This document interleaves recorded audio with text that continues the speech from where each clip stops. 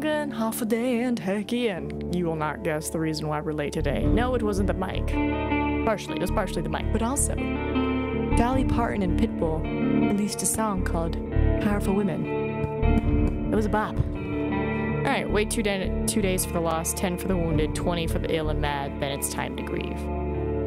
We are still on Roadwarden, but I'm like getting closer, and of course I'm not trying to, you know, look up too much because I don't want to spoil myself. I know there's multiple endings, right?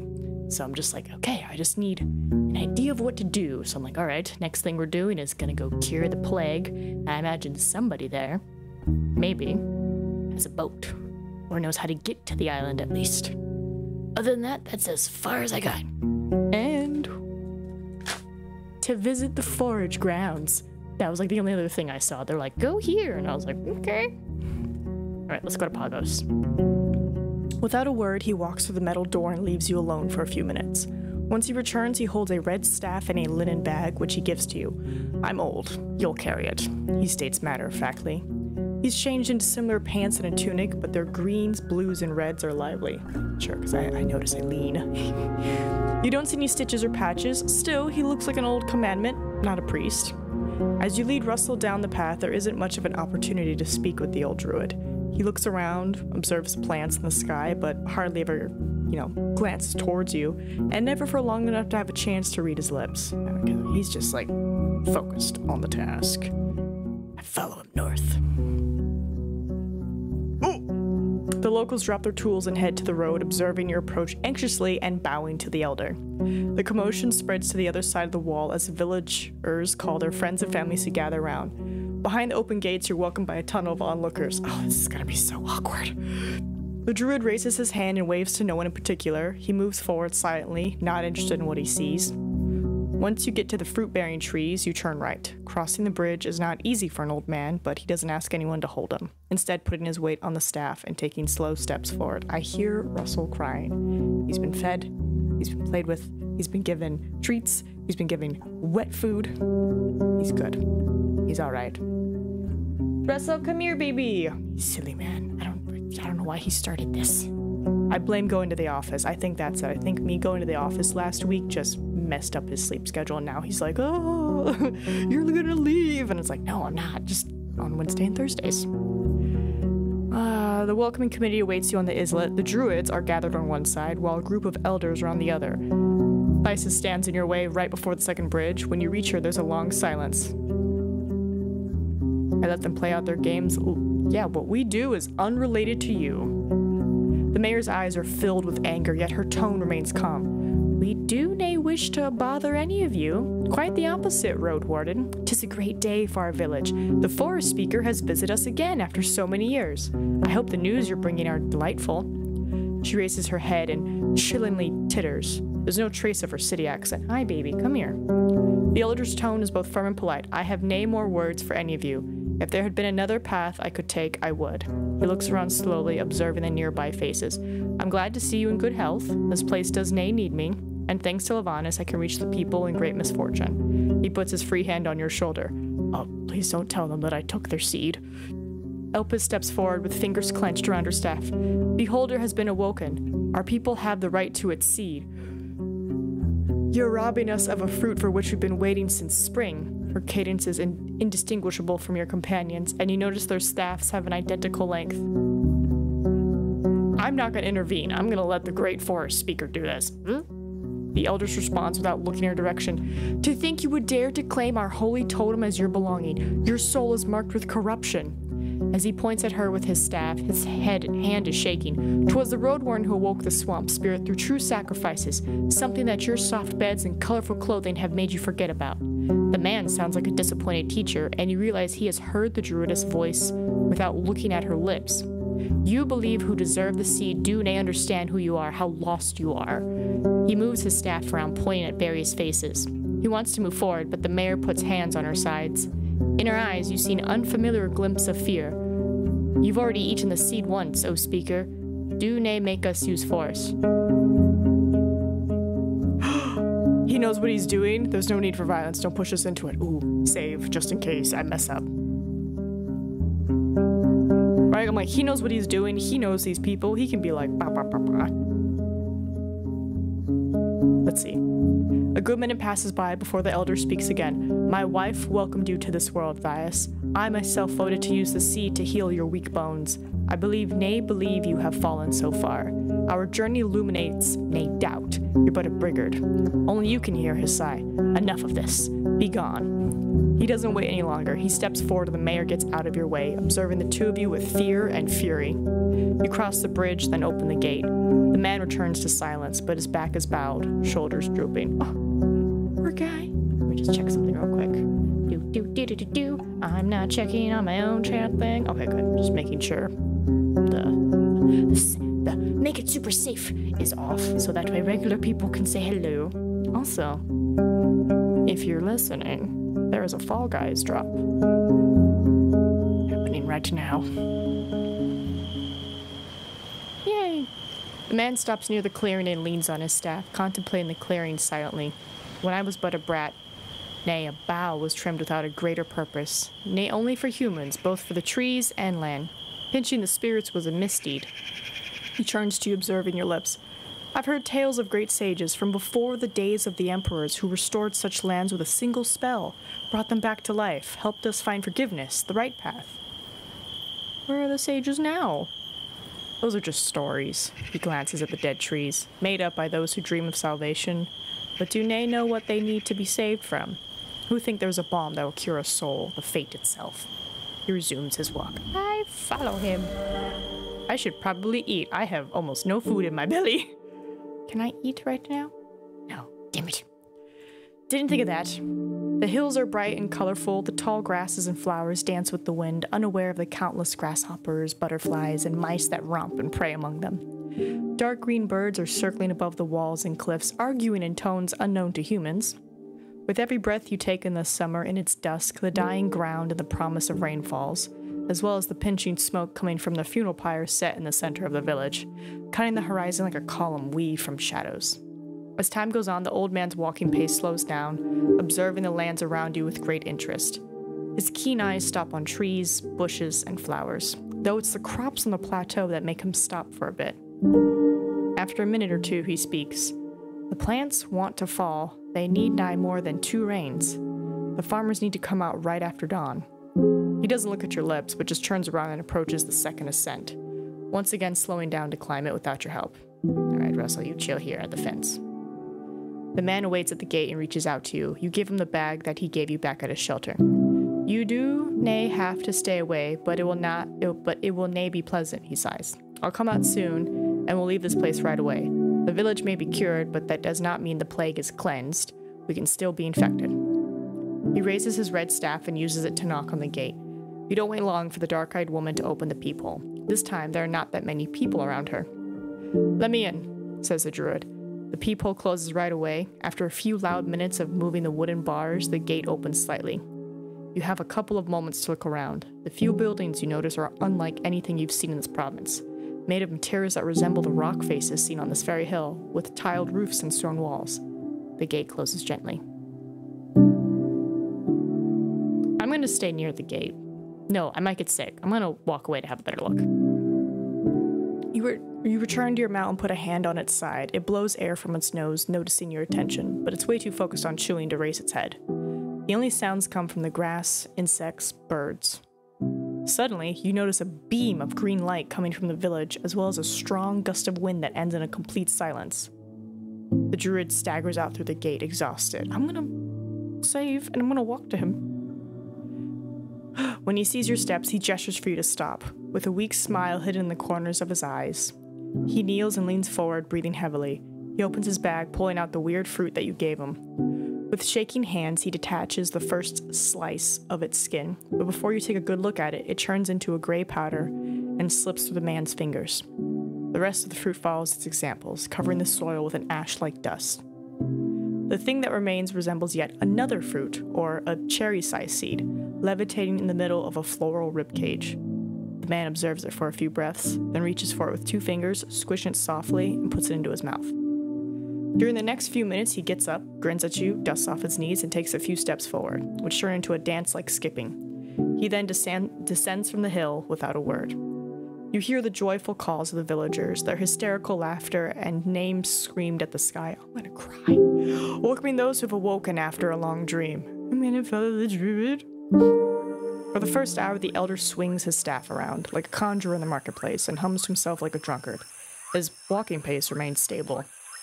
As time goes on, this frenzied state fades out. At first, he returns to using his staff, then gives you his bag. He looks down, hobbling, and finally asks you for help. Yeah, bro, get in the saddle. You just somehow cured a whole village, bro. You help the man dismount, realizing how light he actually is. Holding your shoulder, he points at the bench near the spring. You help him sit down and place his staff and bag nearby. He's smiling, covered by sunbeams, stretching out his legs, leaning back to rest on the warm rocks. You've done a good job, he says quietly, but clearly. Now all we can do is hope they'll stop cutting down the trees before the wild creatures push them into the sea. After a moment, he opens his eyes and looks at your lips. Thank you for assistance. Thank you for assistance. I thank you. 'Tis one of those strange things that makes us different from so many creatures. We may nay belong to a single pack, yet we've joined our strength, pursued the same goals. He looks at his small garden. Save the lives of others, just because we could. Our souls do make me wonder. He sighs. I want to get some sleep. If you need anything before you leave, now is the time. I need a place to sleep, bro. Also, can I eat real quick? Before I go nappies? Perfect. Alright, can I sleep? So be it. We are humble people, and we do nay have much to offer, but at least there's a scrap of floor for you to lie down on, and a stream to wash yourself. Follow me. The door made of steel and surrounded by bricks could protect a treasury or an armory. The same amount of iron could be used for dozens of tools, or even 100 high-quality spears. You wonder what would happen if there were no more druids around. Would scavengers detach it and melt it down? Would it stay here for centuries as a relic of the past? There's a single plate in the middle used to lock or unlock a latch, an additional padlock, which requires its own awkwardly large key. There may be a similar device on the other side. The gate squeals, and moving it makes the man pant. We walk inside. Oh, it's so cute.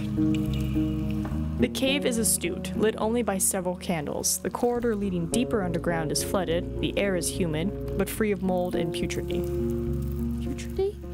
Despite all the wooden furniture around. The man points at a bunch of brown and gray furs lying on the floor, mostly taken from boars and deer, though there's also an especially large one that belonged to a red and black bear.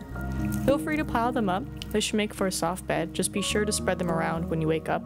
I need them to cover as much of the ground as they can. He also nods toward a wooden table where you see an array of expensive instruments made of glass, gold, and copper. Bottles, scales, knives, almapix, mortars, a crucible.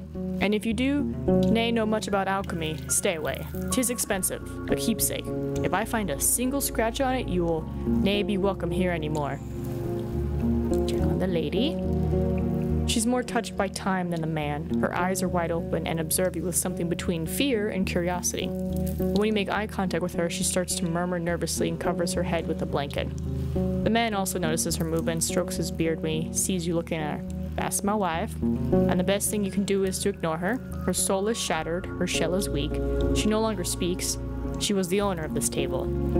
You ask if she won't be bothered by your presence, and you see a sad smile.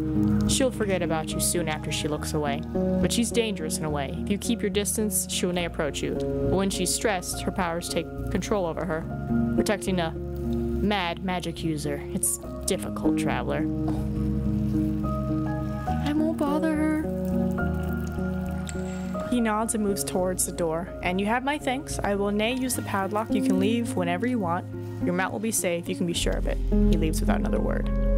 I'm gonna give myself a bath. You take a candle, look down the corridor, but it doesn't help much. It leads downward. You see the spot where the ceiling touches water. Mines often resemble labyrinths, and even if there's any sort of magic which would allow you to swim without the air, the risk that you would lose your way back is too great. I just wanted to splash. I'm gonna save. I just want to gander.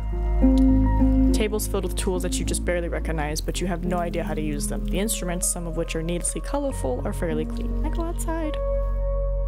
I approach the spring. Standing astride the spring, water won't be too convenient, but you can shove your head right into the crystal clear water. I wash my shell. Alright. How am I on time? 2 hours? I think, yeah, what? Howler's Den? There's what? A safe water source? There is a bed here, but I don't know how nice they are. Wait, I can make it to Pagos and possibly the monastery. Let me just check. Is my necklace out? I'll pop that sucker out. Bam! And then we're gonna save. And I have what? 215? Go Old Pagos, check on them. They probably will give me a place to sleep. Versus the monastery where I lose all time. Alright, let's go to Old Pagos. See if I can talk to them. Through the closed gate, you hear muffled conversations and echoes of stone cutting. You knock, and Tertia soon orders to open it. Oh, actually, Tertia is another one I should probably ask about next time I'm in his area. Tertia. Opens it. She stands in the middle in front of dozens of members of her tribe, though you're still told to keep your distance.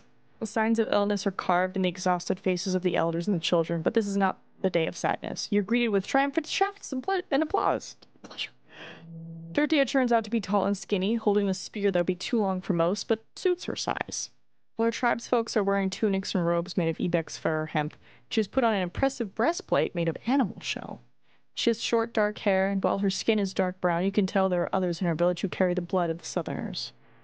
Her voice matches her cheerful brown eyes as she speaks in the name of her people. We keep ye in our prayers, Lovanis. If we could, we would invite ye to a feast, but we need to keep our distance, at least until the end of winter. We'd like to reward ye, even if there's not that'd make us even. Oh? We've already given ye the last treasure we owned, but we took the time to gather our savings. It's not much, 18 dragons, but not. Her chuckle sounds like it belongs to a different soul. I have a different idea. You tell him about your journey north, about the officials and their plans for the coast and the guild's trade route. You explain that your actions were made in the name of the city, and that by paying taxes they could protect themselves from future disasters. I need you to keep this between us, you conclude. I'll discuss it with other settlements on my own terms. Tertia is the first one to break the long silence. We'll keep your words in our hearts, but we need to discuss them. We're not ones to make rash decisions. Yeah, no. Yeah! The other villagers walk away without a word, leaving behind only the sounds of their footsteps. The woman's voice betrays her exhaustion. Tell the merchants we'll listen to what they've got to say, but we promise not. We're grateful, Warden, we are, but first we want to see the spring. It'll be a different world, and we need to understand it first. After a few breaths, she smiles again. Your offer has surprised us all, Warden, but we will remember you as our hero. Ooh, this happened. She observes you for a good few heartbeats, then turns around and shouts cheerfully, The empty ones are gone! The locals start a commotion, gathering around the gate to hear your tale. They start an avalanche of questions, but after you satisfy their curiosity, Tertia's eyes are relieved. To think ye convinced them. She blinks. May the right bring a rapid end upon the necromancer. Well, hold on now. Let's not damn the necromancer. He did what he had to do for his people to survive. And then I think once his people were good, then he probably should have turned them off. But you know what? I came at a great time. Great time to turn them off. Go talk to the enchantress. She's got golems. Less worrisome. Alright, there's nothing I can think of. It is nighttime. I was hoping I'd have seek shelter. I have to go all the way back to the Druid's Cave? Yeah, they don't like me in Howler's Den, do they? They're like, you're not welcome here. Darn, I thought maybe like the other one would have been closer. Look at my lips. Oh, the Empress Carp! Swims near the shore hoping to get some tasty scraps. You not only see the old Druid, but his female companion. Touched by years, she's leaning forward. As you arrive, she hides inside the cave. The man welcomes you. With an annoyed, What do you need, traveler? Look at my lips. I need to learn about the High Island. He looks you in the eyes, then nods slowly and enters the path leading down the hill and gestures for you to follow him on his stroll. During his speech, he never glances at your lips and doesn't ask you if you have any questions. Centuries ago, a great tribe used to live on High Island, hunting, farming, mining, fishing. He observes the pond as it gets continuously more muddy. Prospering. The volcano, the Green Mountain, is naked since its last eruption a few years back, but wait another generation and the wilderness will cover it again. There's sudden movement coming from the grasses on your right, but as you look in that direction, you notice that a deer is just observing you. though at an unusually close distance. 'Tis nae my place to paint their suffering, but what is nae a secret is how they've been treated by Hovlavin. Join us or the sea will be taken away from you, they've heard. Corsairs had surrounded the island and attacked anyone on sight, waiting for the tribe to surrender. He can't cover the growing disdain in his voice. After a decade, the 10 cities breached the shore, tired of waiting. Cloaked by night, they crossed the walls that were raised to stop beasts, not human-shaped creatures. With farms burnt, supplies taken, and harbors destroyed, the tribe saw no future for itself. Yet, instead of bending to the will of the Emperor, they left on their last hidden ship. At least those who survived. He takes a deeper breath.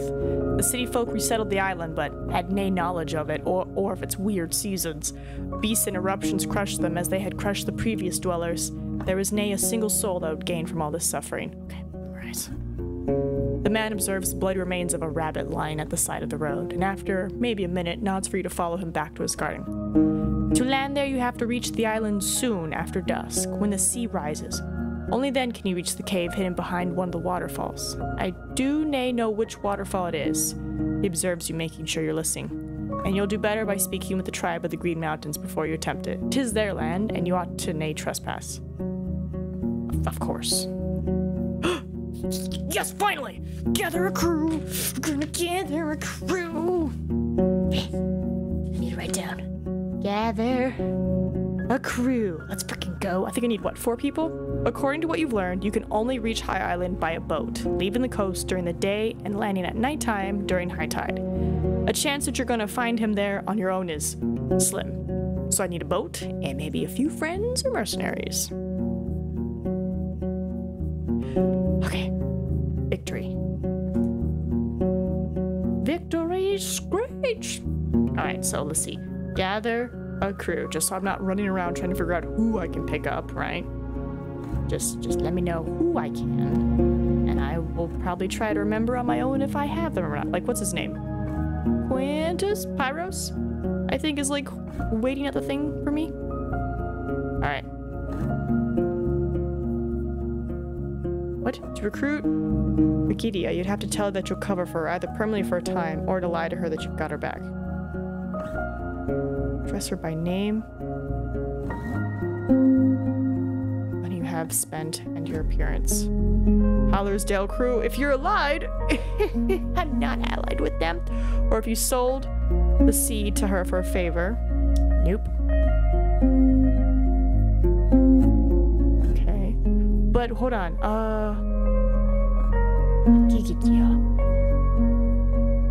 Is that what's her name? I think that's her over here, right? Because here was, where's her name? Gayani. Gayani was here. So yeah, I think Gidia is this. Alright. Ephron, you have to find 2 of the 3 missing hunters. Evidence not required. Oh! Oh, okay, cool. So, let me put down a list of people we can get. So, right, we can possibly get a Gidia. I'm just gonna put Fishing Hamlet. I believe that's where she is. We can recruit Delit, which is at the Pelt. Can't do Howlers. We can get Ephron, who's what, up in the creeks? Navica? Oh! Oh! Navica.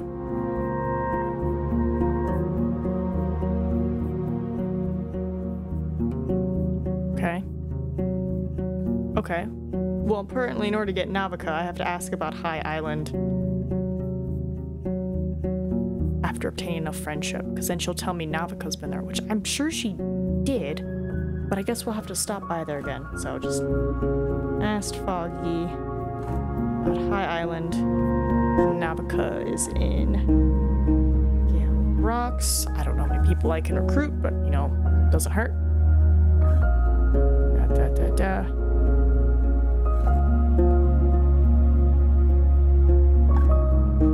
But huge discounts can be granted by Sabrina. Affects the price. Fine, they can ask her to join me. Okay, so Navica has one of the boats. Pyros. get him. Because I let him keep the ingot, and I was like, you're gonna help me with a favor. Quintus, you must convince him to leave his post at the gate. Does it count if he's already gone? If so, that's 3 people at Pelt. Runaway bandit? Oh, I turned him in. Cyrus, you must ensure that they abandon necromancy. Ooh, in addition, you must either ensure that Galerox cuts their ties or return his wand. I believe I can get him too. Okay, let me just... Cyrus, he is in the peat fields. I'm gonna be running around and getting everybody. Civi. Okay, I can get Civi as well, alright. Perfect, so Civi, I'm gonna link him up with Navica so I know, like, hey, while you're trying to recruit him, talk to Foggy. He's at Foggy. Tulia. What? You can either attain enough friendship with her or blackmail her regarding her collaboration with Glaucia. Your friendship with Tulia depends on how helpful and friendly you've been, as well as your actions in the Nameless Peninsula. A relatively major factor is the state of the White Marsh's quest. In addition, you cannot lie to her that you have already found Asterion. Good thing I didn't do that. Okay, so there's like 4 people at the Pelts. That's Tulia, Quintus, Pyros, and Delit. I could just get like half my crew right there. Perfect. Alright, it's sleepy times. Oh god, I have no health. Why? Yeah. I'd like to enter the cavern. Follow him. Nothing. Perfect. Sleepy sleeps.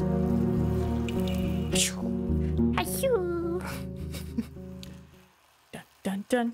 The man has already left the chamber. Once you start scattering the furs across the floor, the stinging in your back goes away. The woman's crouching next to her bed, sobbing, covering her face with a cloth. What sort of weather do you expect, bro? Alright, spring, splish splash, inventory, food. Can't use my inventory right now, sorry, let me step away. Then eat. Like a smarty man. Okay. Okay. I'm trying to think best route. Because if we go to the Pelt to the north, like, it's right there, right? And then from here, I would either go here, or I would loop around to Foggy Lake. Honestly, I'm not sure which one is closer. I'm looking at the wrong list. That's fine. I was like, wait, what's on the back? And it's like, nothing important. Okay, how many people do I need? Because if I only need 4, then... you know, let's freaking go. I think we'll finish it today. Alright, head to the armorer. Nothing. Gods. Coin. Yeah, I got money! About the goblins. One day, right? One more day and they'll be done with the goblins. Alright, I could use a skillful hunter. What? She chuckles, but then matches your serious look. Tell me more. You share the gist of your plans as she's spreading the old stew on the ground to her boar's great joy. I put safety above adventure, she finally responds, but there is a way you convince me. What's your price? 5 dragons and a few minutes in the saddle. Seeing your look, she goes, what? I was about to ask you for 40 bones, but you're a friend of the inn. We know what you're doing. I can look after myself. 5. Because 3 of them I just got from you guys. She pays little attention to the few bones you hand her and approaches the beast quickly. Her short posture only emphasizes its enormous size. You clasp your hands to form a step, letting her get into the saddle and preparing her to walk around the yard. In actuality, it's you who's holding the lead. Jesus!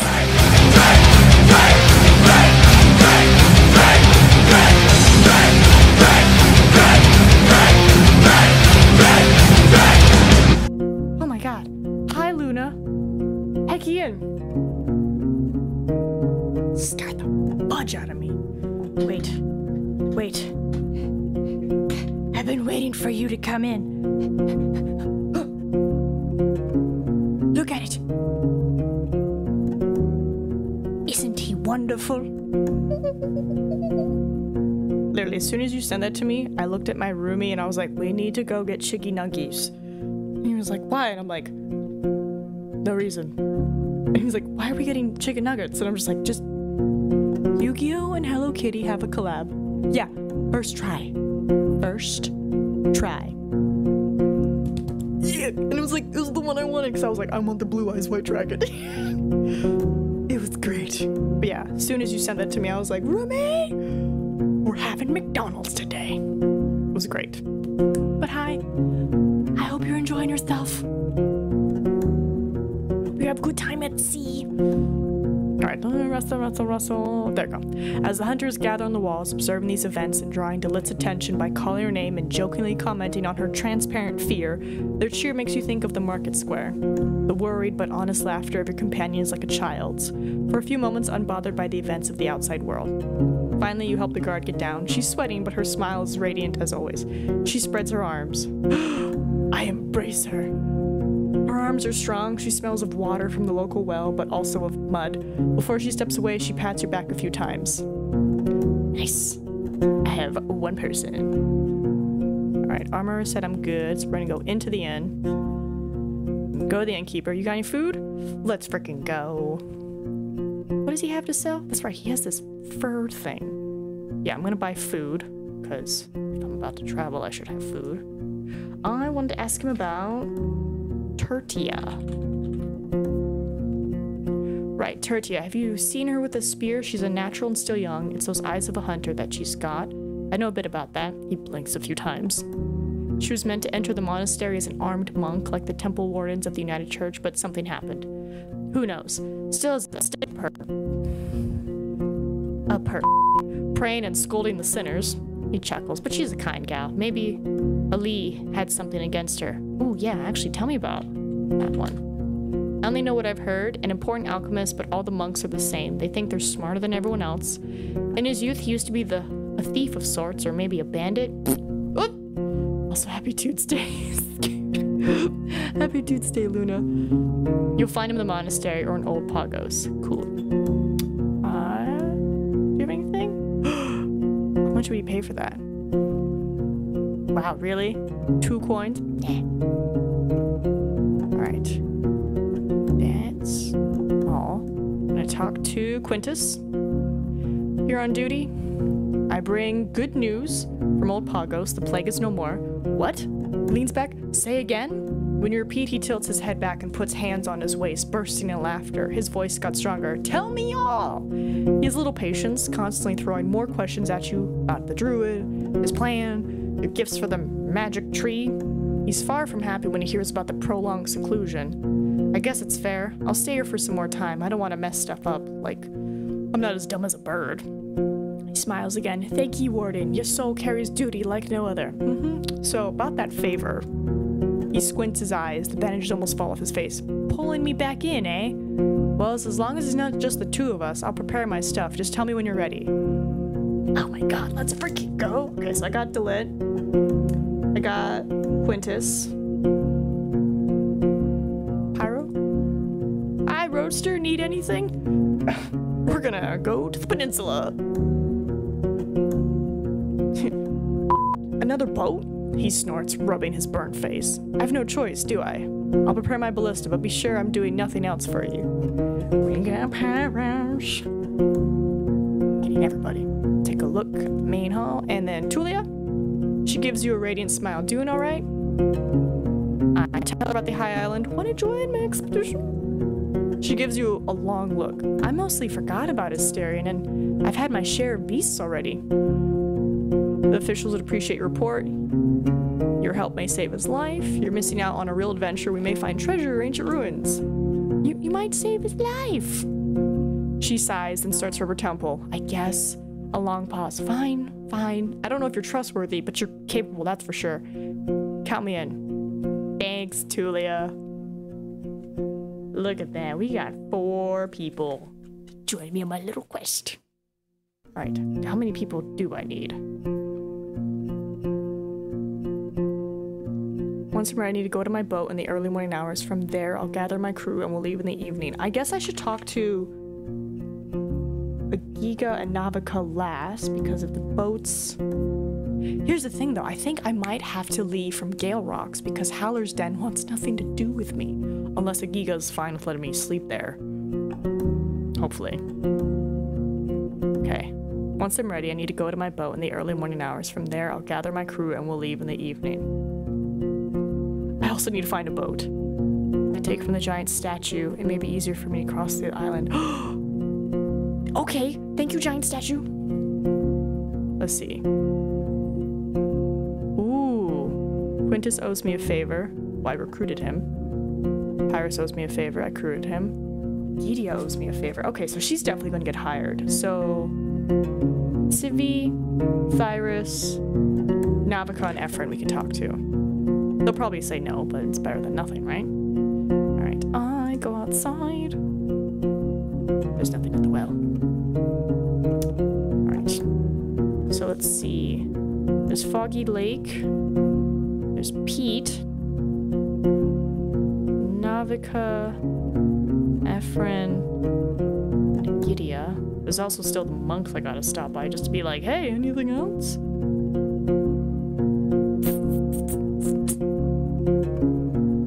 Now head to her. Because then better to just recruit her and see what's going on with the boat. Oh my god, is the arrow already available? I return to Gydia. I know what happened to Steep House. Would you like to learn the truth? Her hands squeeze her bow. Her eyes are keen. After a gentle nod, you tell her what you've learned.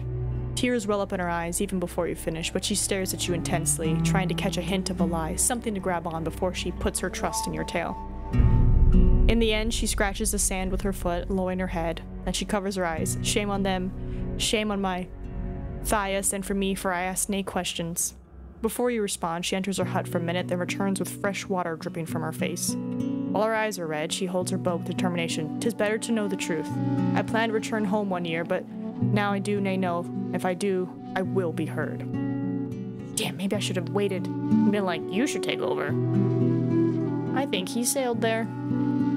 She opens her mouth but needs a few breaths to speak. He left like that? Without a word? To that death trap? She raises her bow and points in the northwest. You can see the island from here. 'Tis nae easy to get there, ever on a boat. When you mentioned you appreciate any tip that could help you survive there, she moves her lips left and right, humming to herself. I have nae seen it myself, but I heard that when the winters are at their darkest, the water from here to there is all frozen, and ever a big beast can get there on their paws. Seeing your puzzled look, she explains. The creatures there are nae too different from the ones we have here. The more you learn about them, the more prepared you'll be. Good thing I got that thing from Delit. Before you change the subject, she lets out a huff. I do hope you'll bring him back. I could use your help. Her curiosity grows as you describe your plan. And you think he may still be alive? Truly? After your vague nod, she straightens up, raising her bow in a salute. You helped me already, so 'tis only fair for me to join you. And you've nae a boat yet, you can use mine. Got her boat. I don't need to buy a boat! I don't need to buy a boat! Also, we still need to talk to the Green Mountain people. I probably should get their permission before I, you know, go on their land. Let's frickin' go. Alright, so we're gonna go to the monastery, and hopefully from there we can get to the peat farms. Let's just see if there's anything. I tell them about the plague. Let's see. See if they notice my necklace. Gestures for you to enter the storage house with his bandaged hand. Warden, his young companions right next to him, observing your palfrey. I bring news. Ali flinches as doubt and distrust replace his look of surprise. How? I helped an elder druid recover his strength. He healed the people, and with a bit of luck, the illness won't return. He looks at Decima. What is Decima? I know it's the little scamp, but like, I thought Ali. Alright, Decima. We end up back at the pelt, we can ask about it. I try to react, but her wide open eyes don't help him much. He reaches out to you with an open palm of his bandaged hand. His fingers are flinching. Will ye wait here? I'll gather our order. We'll be honored to hear the entire story. For a moment, he sounds exactly like the tribe from Opagos. Sure, I have time. He climbs uphill and enters the cave mouth next to the wooden bridge. His short companion follows your movements like an owl would a snake, blocking your path to the storehouse. You feel the weight of your axe. Soon, new hooded figures gather in the yard. Is it true? You hear a couple of times. When Ali returns, there's maybe 20 souls around you, sitting on the ground, leaning against the walls, standing upright, or wandering around, keenly observing you. The oldest man, wrinkled, blind, and tiny, is sitting on a stool brought by a boy who can't be older than 10. Not all of them wear sandals or carry bags or have their hoods on, but all of them wear similar dark robes. Seems like only the children are allowed to keep hair longer than an inch. In the city harbor, many would take them for refugees. I tell them the whole thing. They keep interrupting you with questions about the druid, his powers, or your motivations, but once you mention the role of the altar, their looks get suspicious. They seem to have a decent understanding of Beholder and the gifts it seeks. The interrogation fades away only after you answer many of their doubts and assure them a good couple times that the village shows no sign of an overhanging curse. Finally, Lee asks the gathering to return to their duties. He gives you a serious look, rubbing the liver spots on his hands. There's aught else we need to discuss. Oh, go ahead. New entry? Our prelate wants to see you. He coughs. But they're old and feeble and don't speak unless they have to, and only with those who can be trusted. He gives you a telling look. Thou mayest not be a friend of our order, but we hope to find in thee our ally. I would be honored to meet them, he snorts. Thy deeds will speak for thee. He's not willing to take me. Okay, copper vein. I found a copper vein? Awesome. Do you brew something that could help me in my journey? Ooh. We need to restore our supplies first. He glances at the nearby garden. Most of its fruits and leaves are already plucked. But there's something I can offer thee. Bring me a cave ear, a mushroom that grows in human chambers underground, and snakebite. Well, that's gone. An orange flower from the deep woods, though some smoke it for pleasure. On their own, they're poisonous. Together, even more so. He snorts, but I can churn into a dust that sharpens one's senses. Good for combat. He cracks his knuckles. In one night, I could prepare thee 3 doses or so, but use them with care. Once the pneuma loosens, they'll weaken your shell. So the plague is gone. Can I sleep here? He scowls first at you, then at Decima, who observes the sky carelessly. After a few silent heartbeats, he lets out a grunt. Maybe in the storehouse, but don't think that I'm gonna look after thy horse or cook for thee. All thee canst get is a roof for thy head. Already plenty. Appreciate it. Just don't tell the others. For John? He puts his hands together and repeatedly taps his fingers. After a few breaths, he glances at a wandering monk, then lowers his voice. Let me see thy horse. How fast is it? You lead both him and Decima to the storehouse. While his steps are heavy and fierce, she doesn't make as much as a sound. Elise shows no interest in your mount. There's this enchantress. She has aught we need you to pick up and bring here. He glances at the door. Follow the eastern road until you find the watchtower. Don't bother with it. It's either empty or a lair. Then head east to the lake. Tell me about the enchantress. Despite his casual nods and an angry note distorts his already hoarse voice. Eudicia lives by herself, surrounding her house with dangerous spells. Her talent knows no equal, yet she's a spider queen in the center of the web. He wipes his sweat off Russell's side. She's the only shell she cares about and uses those who reach out to her. Keep your guard up. What do you want me to bring? He waves his fingers, a set of quills. We sharpened them and asked her to make them last. Thy pet won't even notice. Why is it a secret? It's really not, it's just that they're a surprise gift. No, I asked you to this room for a different reason. What's my reward? What do thou want? Just spread a good word about me in the order. You asked me for a long and dangerous journey. 5. Healing potion. Good word, bro. He rubs his cheeks with his thumb. Interesting. Deal. Yeah. But we'll see how good of a rider thou art. He glances at the door and lowers his voice. But there's some other stuff we need from thee. Stuff that takes subtlety. And he straightens up. Dedication to our cause. What causes that? He rubs his lips with his thumb, gathering his thoughts. I may not care much about some of the souls on this side of Hag Hills, but the tribes deserve our protection and guidance. Aught dark may come from the east, and soon. I want thee to investigate the threat. What do you want me to do? Swear thou will not betray our order.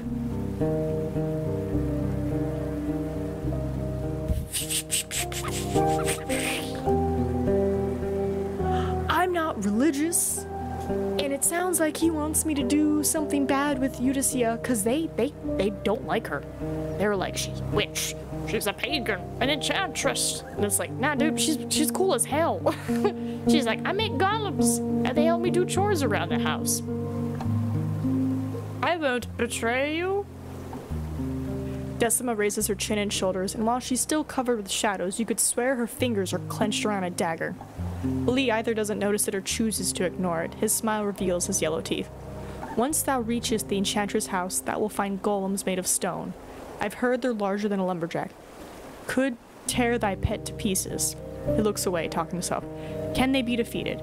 Can they be aught without a direct order from their mistress? We need to prepare ourselves. Learn about them as much as thou canst. Give them a good look. Ask her a few subtle questions. What do I get? Alright, we don't share lightly. A secret of thy choice. He gestures free to follow him outside, but bring us as much news about these creatures as thou canst. It's an all-or-not deal. Decima stays close to him, but walks backwards, observing your steps carefully. This kid is just... Alright, got a lot to say about White Marshes. Thou were not lying, that's a lot. He rubs the liver spots on his face once you end your tale. I'd rather see the necromancer gone for good myself, he nods politely, but I'll put trust in ya, thy judgment. I'll let the others know. I'm sorry. You want me to murder a man? Because he saved his village with unconventional means? See, don't trust religious orders. Sneaky sneakies. About the things you asked me to do. Okay. Yeah. Huntress? You shared Delit's instructions. The monk rests his hands behind the rope around his waist. What thou sayest mirrors what I read. Good job, Warden. The knowledge of the codices is worth more than dragon bones, but one learns to doubt it. Our prelate says the second scribe is the first one to be trusted. The what? Alright, take a close look at the golems. You describe their looks and mention the unusual engravings you noticed on the larger rocks. Ali listens carefully, but it takes him a few heartbeats to respond. Such signs may be dangerous. Wipes his lip with his bandaged hand. I've read about the city golems. They're different. We may need help from an experienced fighter, but we lack such souls in the order. He finally lowers his hand, observing a child who hums a simple melody at the edge of the cliff. I don't want to tell them too much, but I want to just give them enough to get in there. Alright, spoke with her. Your report takes you a good few minutes, especially since Ali spares you no questions. After you mention that the golems are meant to be available for purchase, he gives Decima a worried look. She's inviting a dragon, he says in the end. He walks up and down the path with hands behind his back, like a commander preparing themselves for a battle. No tribe could stop a squad of these. Most troubling news. Awful. I've told you quite a lot. He spares you a smile. You did. I'll speak with the prelate soon. Let me know when thou art ready to collect thy reward. Right? Like, I don't want to tell him too much. Just enough to get in. I want to collect my reward. What overwhelms thee? What is it that you really do in this place? Tell me about the High Island. Where is Asterion? I feel like High Island because I'm going to head there. Yeah, tell me about High Island. Art thou asking me for a history lesson? He looks you in the eyes. Or is that where thou art heading next? A bit of both, you put simply, and he clears his throat. Then I'll not bore myself with the details. Thou canst see the island from the coast. Canst? It's the largest scrap of land that can be reached in a few hours, though it's easier said than done. The ships can't cross the waters from here to there, while a boat won't reach the top of the cliffs that surround it. It sticks out from the ocean like a rock. Thou seest, and it's as wild as the deepest woods. He rubs his hands. A single tribe used to live there, the tribe of the Green Mountain. They were thrown away by the army of Lavin, crushed. But there used to be days, centuries ago, when they were trading with other northerners. He looks you in the eyes, making sure you're listening. Reach the eastern coast, or the wall of High Island, in the middle of the night when the water is at its highest. A waterfall there, who knows which one, hides a cave that used to serve as a harbor for fishers. With some rope, you can climb up the rocks. A long pause. A few souls tried to reach the volcano in the heart of the island. For some say it hides the treasures of the tribe. This place is but a grave now, the lair of beast. Now be wise and never use what I told you. I'll consider it. Okay. He's not willing to take me. Okay, so I imagine if I bring him the quills, we'll be solid. Any chance I can get to the peat? No. Alright. Sleepy time. Ooh, and I get a health back. Perfect. The fact that I can fix my outfit now is great too. It's a muddy day. What? The bed connoisseur! Slept in every possible area! Let's go! I wasn't even trying! wake up after a couple of hours just stirred by a loud clap of thunder, or was it a dragon's roar? You can't say. You spend some time awake listening to the peaceful breathing of Russell and rolling over in the old hay. You even take a brief walk indoors, stretching your arms and neck. You're both anxious and tired, with dreams and thoughts merged in an incoherent, aimless mass of impressions and half-real noises. When you lie down, you feel paralyzed, struggling to take a deep breath. It takes a long time before you close your eyes, but even when it happens, you have the feeling that someone is watching you with a pair of bright, gray eyes. Just like, ooh, spying on me. I'm trying to sleep here, bro. Cool. Necklace did its job. Deuces. Alright, let's go. I don't know if... What's his name? Wants to talk to me. Probably not. To the peat fields! And then don't forget the forage grounds. Let's see. What can he sell me? He's got the withering thing. You know, there might be some crazy-ass plants on the island. I helped with the undead, you should be able to help me. He discusses the recent events, or sorry, you discuss it, and while the man lets out a grim sigh, he then crouches, shortening the distance between your eyes. 'Twas the deal, but I'll want you to keep on breathing. I'll wait your call. I'm heading for High Island. I just want to take you with me, just for a single night. Good.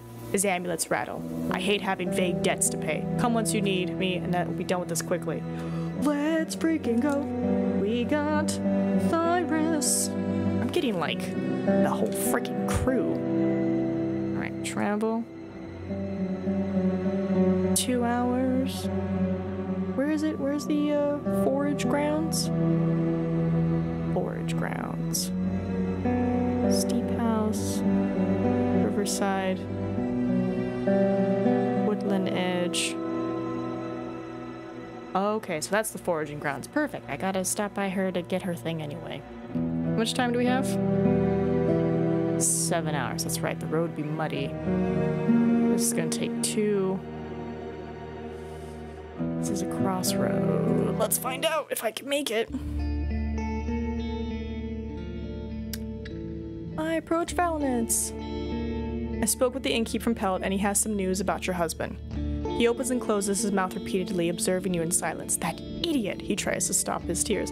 How could he not see his pride ate his ties, and without asking me, it's as if I were to throw him into the dirt. He looks toward the hut on the plateau. I guess Orentitus knew my husband cannot be trusted. Mayhap He lets out a sigh. Thank you for telling me, Lavanis.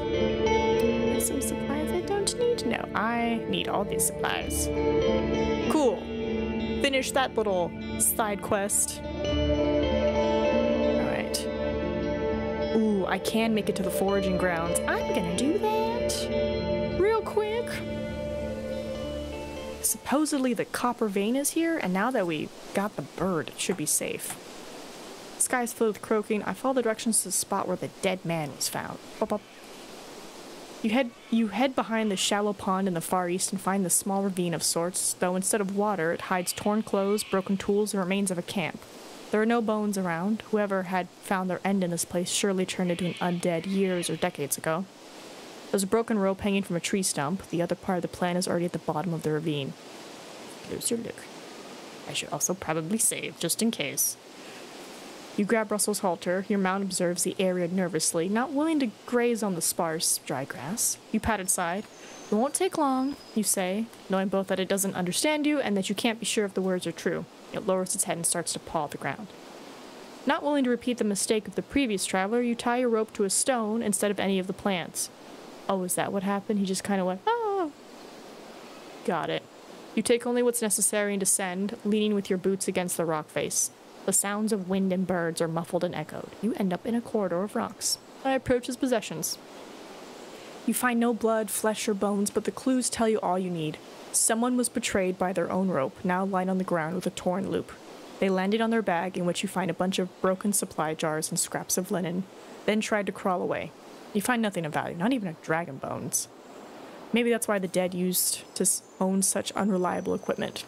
You're ready to climb back, but once you turn around, you realize that you've overlooked something sticking out of the wall. A pickaxe, surrounded by dozens of cracks. Some of the smaller rocks have already crumbled up. I grab the tool. Whoop! The copper vein. Found the copper vein. It gives way easily, more thanks to the rust than to your muscles. You throw it away, using your hands to pull away the shards of the wall, and gasp once you recognize the patina on their surface. You kneel down and take a better look at other rocks. At least half of them bear a touch of the green copper, like a statue in an old temple.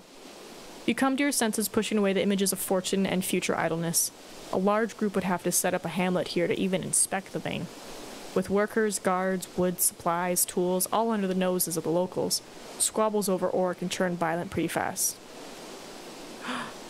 If it's a secret I share or share with the locals, I'm gonna share with the locals. Take me to Foggy!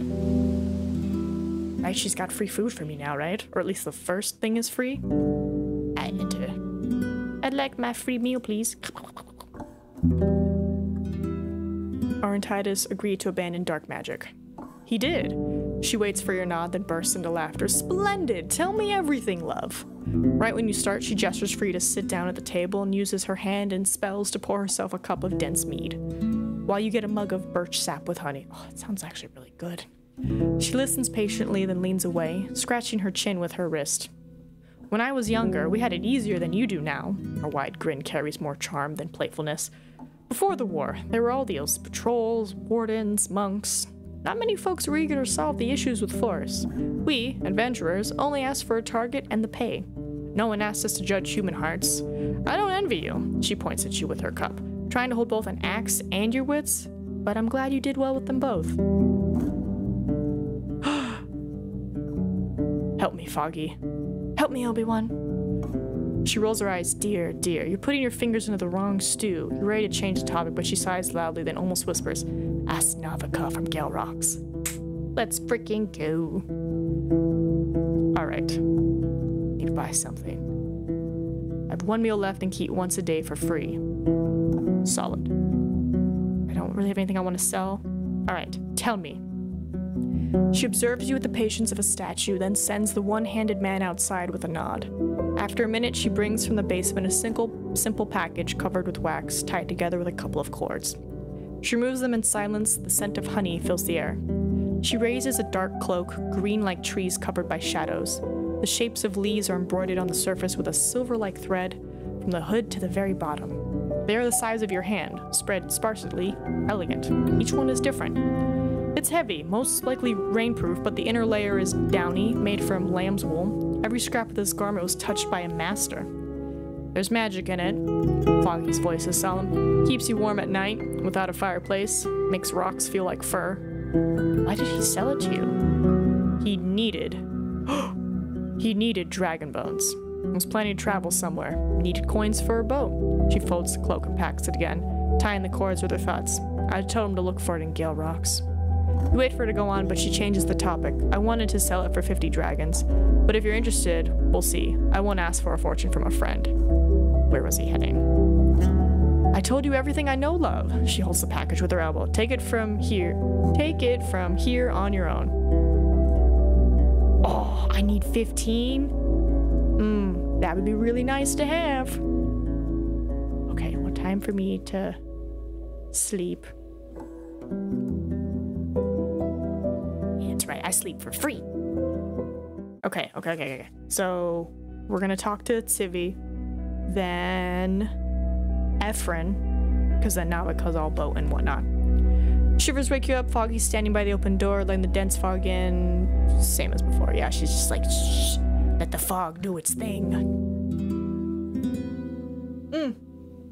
Luna, I know you can't hear because you're listening with subtitles, but if you want to play Fall Guys, there is a drop happening right now. FYI. Which, I think I can claim it now. It's a short one, it's like 15, 30 minutes. Yay, I can claim it. I have now a little costume and a little beanie for my person. Happy. Perfect. Ooh. Hold on, let me refresh that real quick. There we go. Just making sure. Listening to the grunts of the annoyed Russell makes you feel uneasy, but at least the furs covering the floor are helping you relax. You don't even notice when it's already morning, and while the smell coming from the lower floor is not inviting, at least you know what's up. My free meal. And then I'm gonna say goodbye. Foragers. We're gonna save. leaning against them. I'm looking for a few souls willing to explore High Island with me. Stupid or what? Lon bursts into laughter. There are easier ways to seek death. I know it's an eye, but I'm like, Lon. And death. Dragons aren't worth that. Civi, however, gives you a long look. Ow. You mentioned briefly your search for Asterion. Sounds like a waste of effort. He adjusts his cloaks, but I'll do it, for a fair pay. I'm good with knives, sneaking by, and making small things out of wood. The tall forager straightens up and looks his companion in the eyes, demanding explanation, but the man in black fur waves it off. I'm bored of the inn, and I hate spending another winter in creeks. His voice carries a hint of an apology.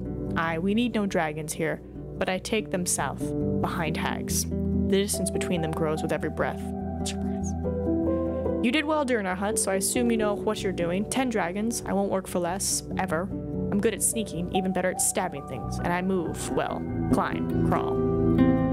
I'll let you know. Alright, hold on.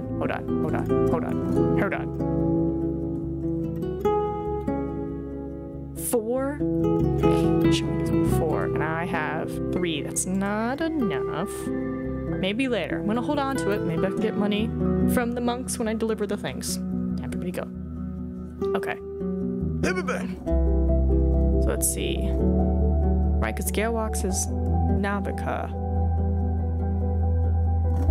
Oh, I see. I have her boat, so I can go from here, but if I get their boat, I can go from here. Okay, so let's go Gale Rocks, then Creeks, then see if we can get to the tribe and to her.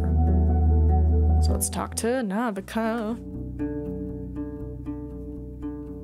Alright, oh my goodness. What's up, Bathman? Oh, he can get me so clean. I step away. Digger, still a tunnel. Gossip Man. I don't care. What? There's a rumor that I'm spying for an outsider, and awkward pause. Better get back to your beast or a smelly name will drop both of us at will. You're silly. Cook. Good on food.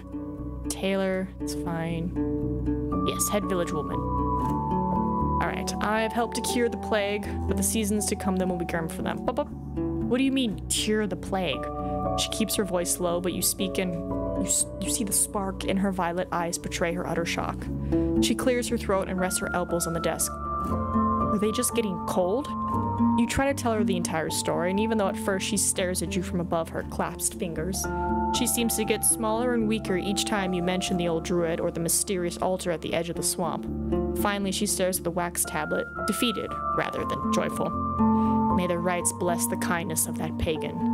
The perfumed guard announces briskly, as well as yours, Roadwarden. You've helped our friends in need, where we thought there was no hope.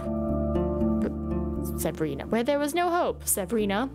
He turns to the old woman. Let's offer this stranger some help. Is there some labor you struggle within our labor? Free food, 5 free repairs, free baths and laundry. May need a boat. I don't need a boat. I got a boat with what's her name? Baths and laundry, please. Or do I want both boats? I would still need money, and I don't have money. Make me clean. Aquila helps us with water, and you can ask someone to wash your clothes. His work has him walking around the village, but look for him on the eastern bank, close to the pier. Great. White Marsh. She exchanges look with her surprised guards, then reaches for a wax tablet. Do tell. She interrupts your tale often, seeking lies and omissions. Finally, her violet eyes smile gently. Not only did you deal with the danger, you saved the bridge between our villages. She notes something on a wax tablet. You're free to spread the news, she tells the man in front of the table, then looks at you. We will catch a much deeper rest tonight, Lavanus. You're exceeding expectations. Yeah, she doesn't trust me enough. Alright, armor, still good. Now, Aquila, give me a free bath, please. Wonderful. I am so squeaky clean. Any chance now that I'm cleaner, you'll do more for me? I could do some work. Oop, lost merchants. She runs her eyes over you, then glances at the guard in front of her. There's something that may be an easy task for a traveler, chiefly one that doesn't talk too much. She reaches for one of her tablets, then nods with approval. Right, I want you to look around, not ask around. There's a group of spice and tool merchants that was meant to reach our village some time ago, yet they fell silent, most likely taken to the fogs by some beasts. Keep your eyes open. Maybe you'll find their shells or even better wares. Wait, are you talking about the merchants on the eastern road? Ooh, this is gonna be awkward. Once you learn what happened, I'll pay you. She starts to hum to herself, looking into a pouch on the desk. 5 coins? Just don't speak with any other tribe about it. She stares at you harshly. We must keep this between ourselves, and if the merchants turn out to be nowhere to be found, I'll pay you as well. Find a clear sign the merchants reportedly knew. Come here for my dragons, got it. They are robbed by Glaucia. Her gaze is grim, but after a simple, I see. She reaches for a pouch, then puts 5 dragon bones in a single row and pushes them forward. Thank you for your assistance. You don't sound surprised.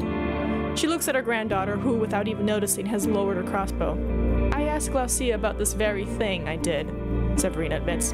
I don't think you're mistaken, Roadwarden. It's a natural step on our path, but it means she's lied to our people, and I won't be able to avoid the confrontation. Still, I'm grateful to learn it. You don't just speak with her, you collaborate with her, and you got betrayed. She looks at her granddaughter and nods at the exit. She frowns, raising her crossbow gently, but immediately leaves the room. The perfume man moves his hand to the grip of his sickle sword, as if trying to compensate for the sudden lack of assistance. Glaucia was born and raised in this village, and many of those who joined her band used to be our neighbors, or their spouses. We aren't talking here about some strangers. I put a bounty on. We discussed the matter for some time. You focused on the link between highwaymen and the rare visits of trading caravans. I'm sure you've heard about the squad of soldiers sent here by the city, you conclude. Their fight at Hag Hills Pass has pretty much crushed them. Once the officials learn that there's yet another group of armed bandits and fully supported by a crucial trading partner, that it won't bode well for your current lifestyle. She listens carefully and her answer is close to whisper. Tell me what you propose, stranger.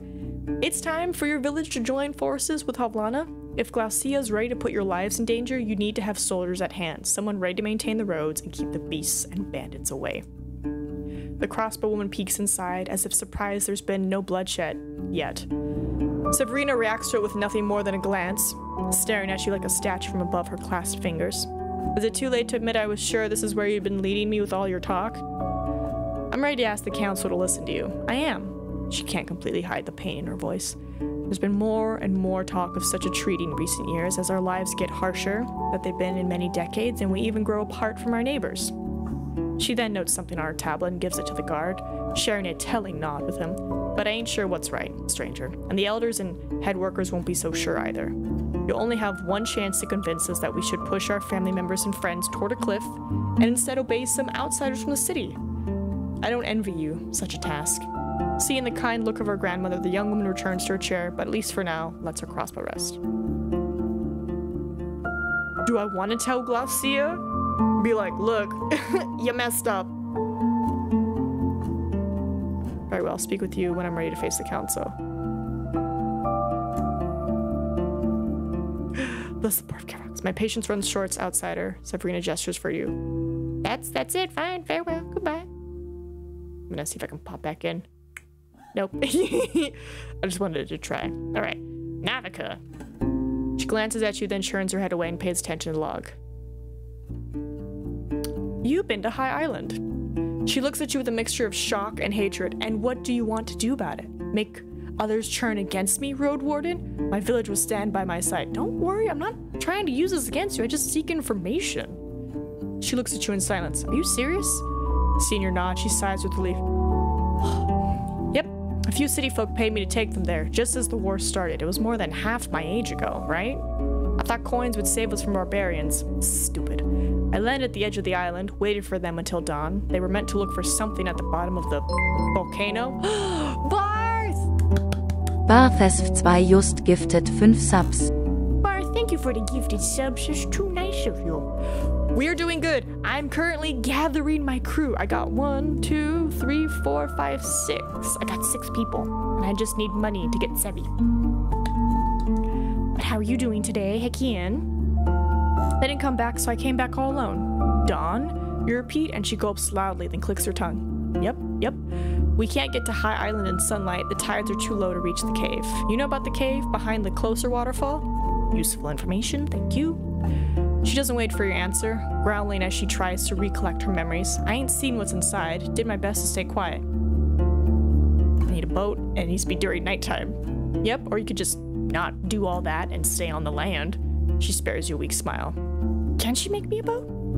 She sighs. This again? Looking for ways to die? I ain't making you a boat.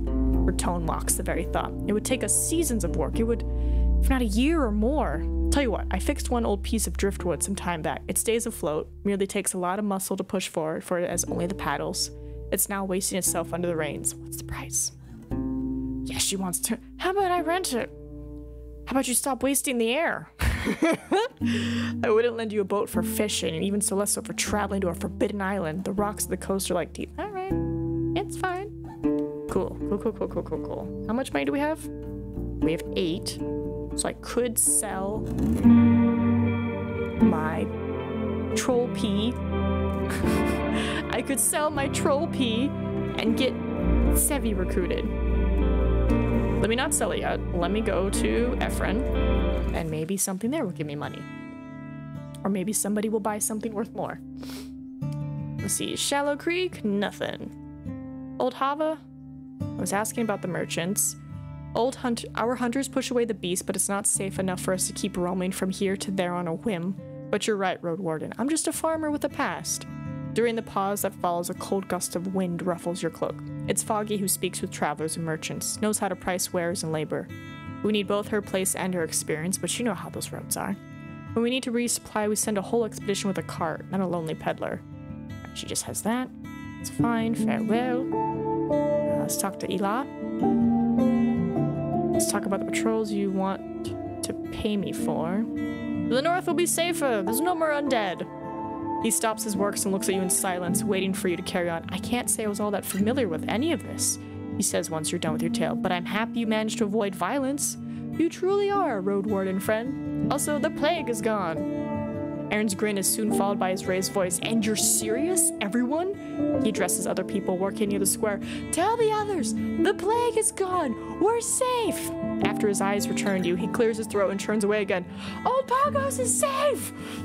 You explain briefly what happened, and he spends a good few moments considering the old druid's part. I wouldn't expect someone from Howlers to help another soul in need, he says while his hands clench the bottom part of his cloak. Not since they're ruled by a tyrant, but it's not the first time this forest speaker has protected the peninsula from a grave threat. He smiles at you. And so did you, I guess. The patrols? Let's see.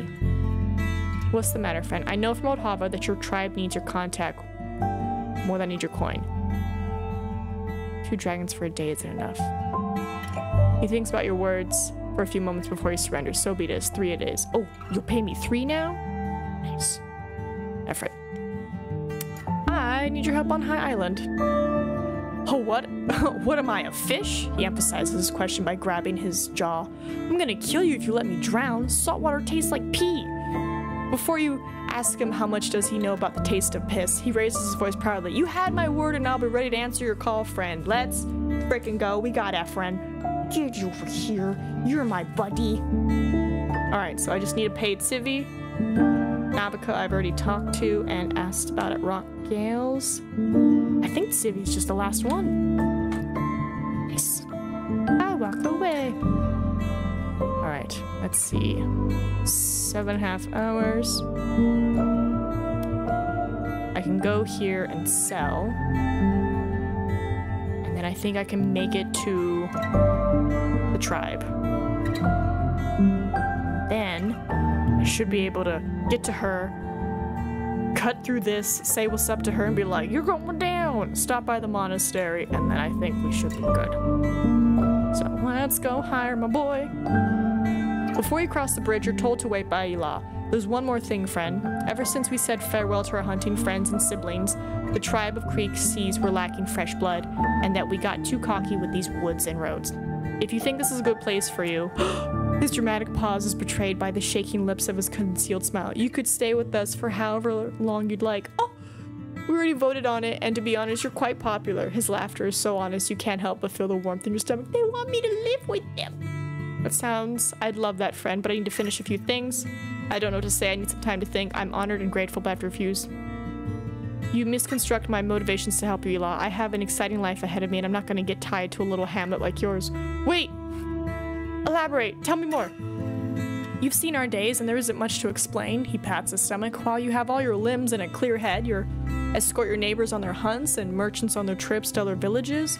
We hope to trade much more in the following months, you know.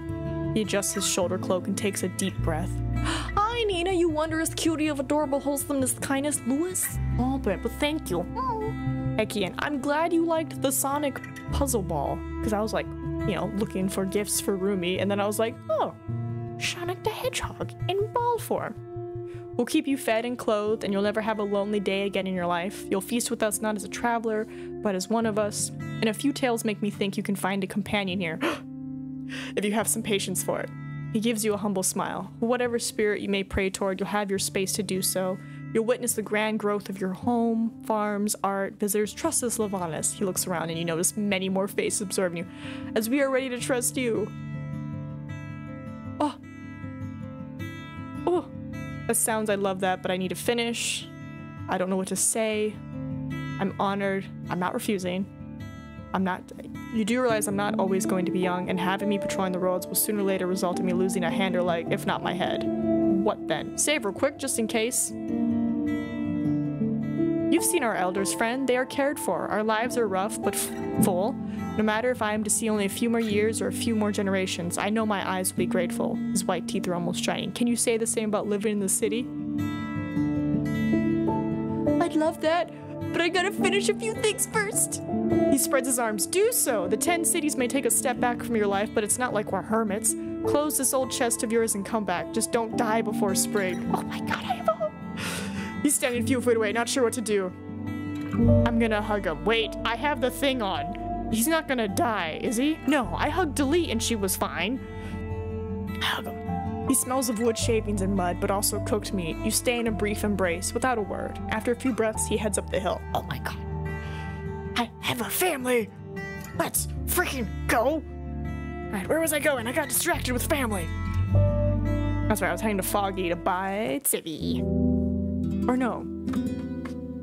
Will the monks pay me? I'm pretty sure the monks will pay me. Hold off on the P, Nina. The monks will pay us. Alright, let's go to the tribe and be like, hey, I'm heading to your island. Let me go. I entered the cave. Let's see, let's barter. That's right, they have this horn. I don't have anything they want for it. I have more questions.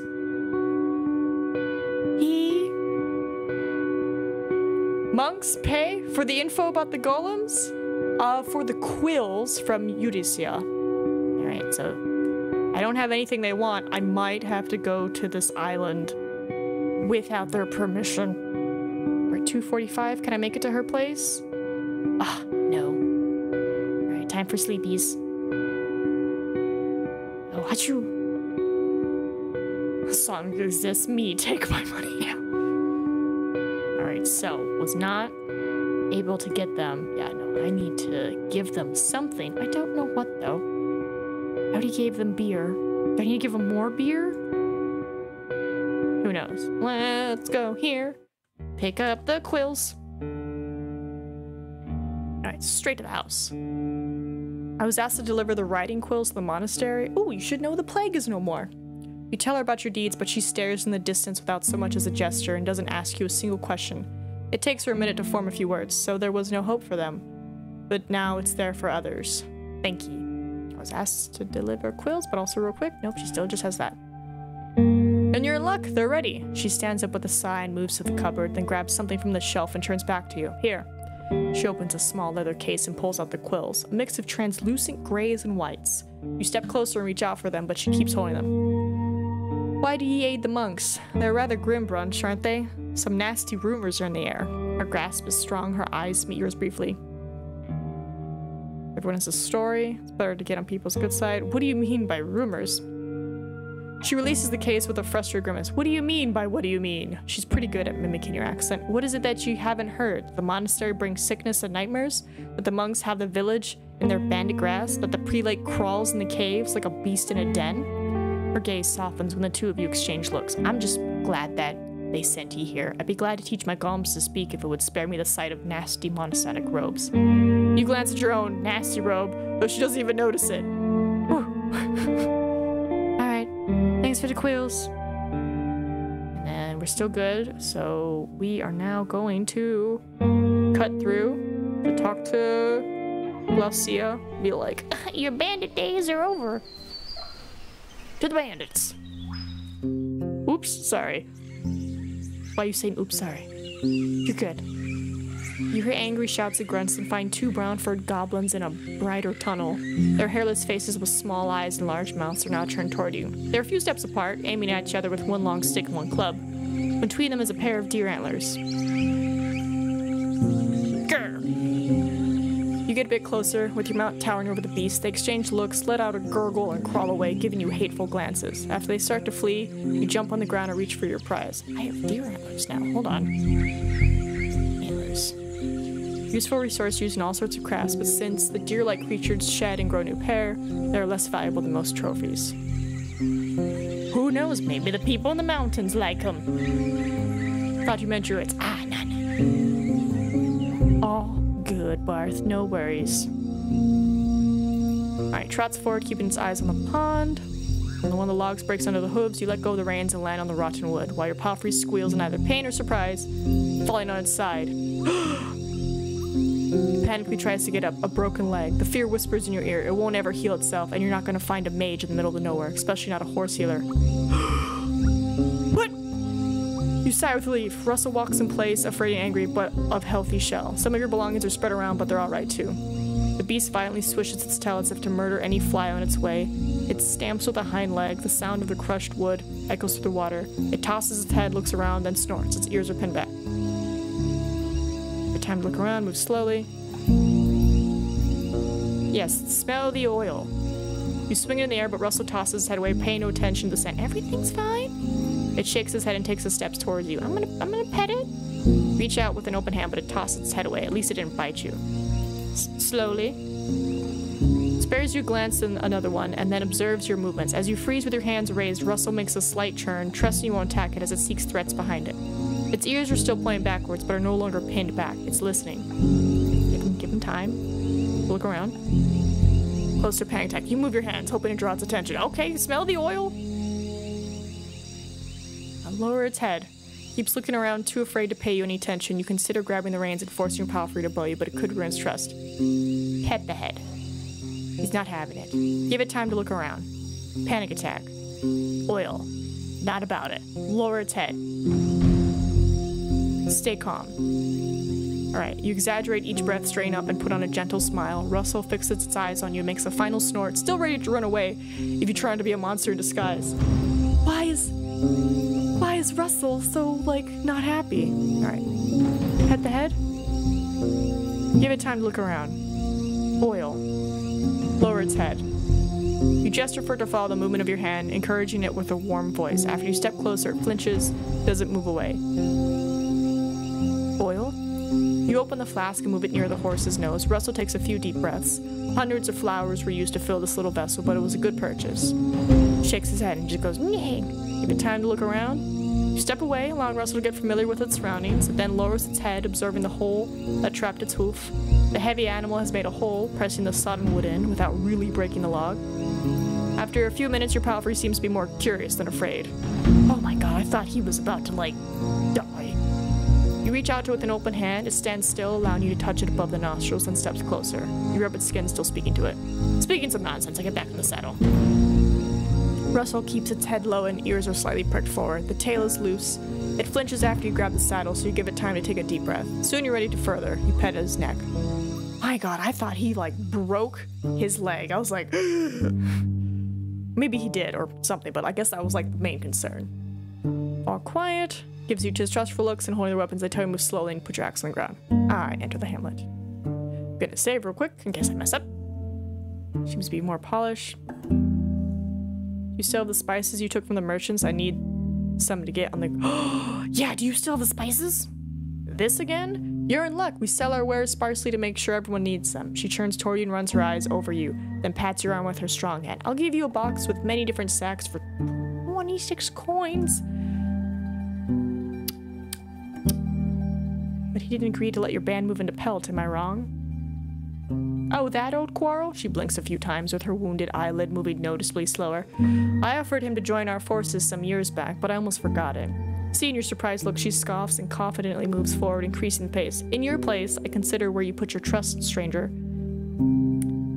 So what did you see? She stops and turns around. When she places a hand on her side, the mail clinks. I saw it all right? Thias's threats, the torches and bows of her people, the druids in clean robes with curses on their tongues. I helped the others add logs to our broken wall, but when the herds got in through the breach, all I could do was run. So I did. She closes her eyes, but her wounded hand instantly moves to the scabbard of her blade, just in case. I still remember 2 young men, no, boys, fighting each other by the flames of my house and a head hitting a tree. My husband screaming from pain in our bed, poisoned by the well, not knowing he would never fall asleep nor wake up. And a werebear grasping my friend and tearing her shell in half. I and a few others carry it all. Her absent-eyed glance at one of her guards, a man with a face eaten by fire, and will never forget. Oh my god. I know she was angry about the thing with the covenant, but why were the people, why were they willing to attack a whole village? They would say we were asking for it. I spent not even 15 years in Steep House, but I saw my share of quarrels between the 2 villages. Did you know they are both the same tribe? It's true, she emphasizes, even though her eyes are focused on the roaming rooks. She must have told the story many times already. Howlers started a fishing hamlet at the stream bank, and it sprouted into a new village. In a few generations, Steep House grew strong enough to prosper without Howler's help, and decided to cut ties. We pretty much paid taxes, you see, and got little in return, chiefly since we were placed closer to the hill pass, and many traders turned around soon after they entered our gates. My neighbors had riches, alright, good food, and pretty homes. She pauses, and you're not sure if these words make her at all proud, but respected their land, woods and stream. The only greed we faced was what brought us... The only greed we faced was that brought to us with violence. Greed we faced was that brought to us with violence. There's something here. Her furious eyes look away and she strides forward. Tell me about you. She stops and rubs a large nettle leaf between her fingers. There ain't much of a story in me to share. As a young lass, I was taught to sew for food and planned to start a family with a kind cobbler. Her voice weakens and she looks down at her boots. I had to leave my family, and I accepted it. On my way to the wedding, them awoken shells took my closest friend, my face, and the hand I worked with, and I accepted it. The right gave me no kids, and I accepted it. Hold on now. Your parents said you had a kid on the way. She then runs her eyes over the nearby guards, raising her voice almost to a shout. But after them monsters hit my home and shattered everything I had built or loved, I would not accept it, with or without the right. I'll make those butchers pay. Her wounded eye, far from being free of the pain it has seen, looks at you with determination. I've been here for 10 years now, and I'll be here as long as it takes. By myself if I must. Oh, she's ready. Tapping the hilt of her sword, she moves forward. All right. Who are you even robbing on these roads? I mean, that's honestly a good question. Who are you robbing? You don't understand our path, stranger. Her voice is harsh, but carries no grudge. Yes, we took a few things from the settlements or forced some merchants to pay us for escorting them, she says with amusement. But we ain't some bloodthirsty robbers. We cut our own firewood, hunt to fill our bellies, trade if we need to. You'd be surprised. She turns around and takes a few steps backwards, gazing into your eyes. How little work one needs when you have strong arms, no taxes, and no young or old mouths to feed. You glance at the massive hole in the southern part of the wall.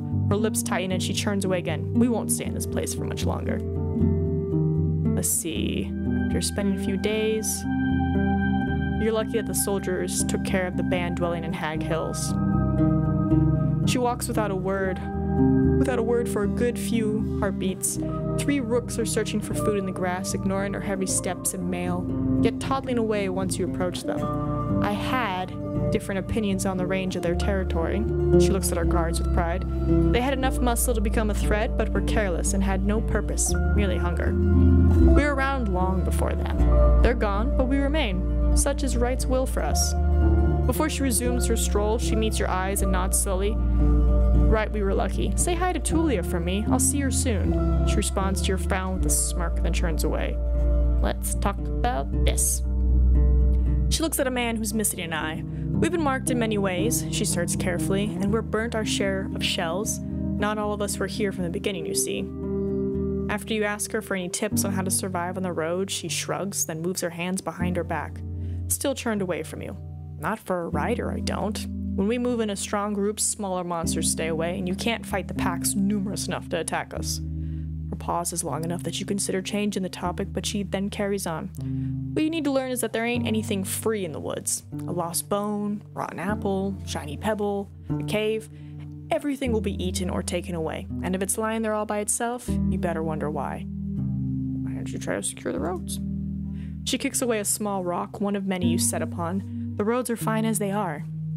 You ask her for any thoughts on how people see them as dangerous, too much so for maintaining any trade, but she chuckles in response.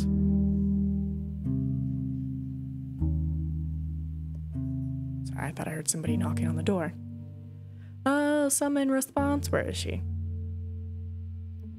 There, some of them will do better by never leaving their homes. Okay, that's a vibe.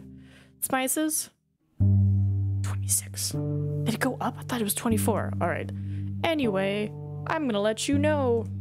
She freezes, then dashes towards you, pushing you against the wall. Uh-oh. Your cheek scratches against the moldy logs, and you try to move your hands, but to no avail. The guards emerge out of thin air, holding you from both sides. Glacia's dagger and fingers are at your neck, and you try to hold your breath. They're planning, are they? She gasps. And not at all because of you? I don't know what you told them. The blade cuts through your skin and the warm, dense blood leaks down the front of your gapes, but you're gonna fix it. You're on the ground, held by her massive boot. That's why you're here, aren't you? To hear my offer? Too slimy to do something out of your own conviction. She takes her leg off you and you can breathe again. Show me you heard me. You're going to fix this. She's got a knife and guards. I'm in her camp. Yeah, I'm totally gonna fix this.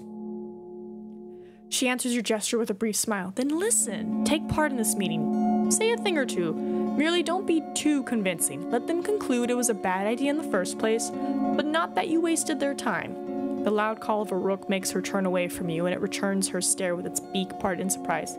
Play nice, and I'll play with you. If you plan to stay in this peninsula for the next few seasons or so, I'll be ready to make some concessions for your sake, as well as share our future earnings with you.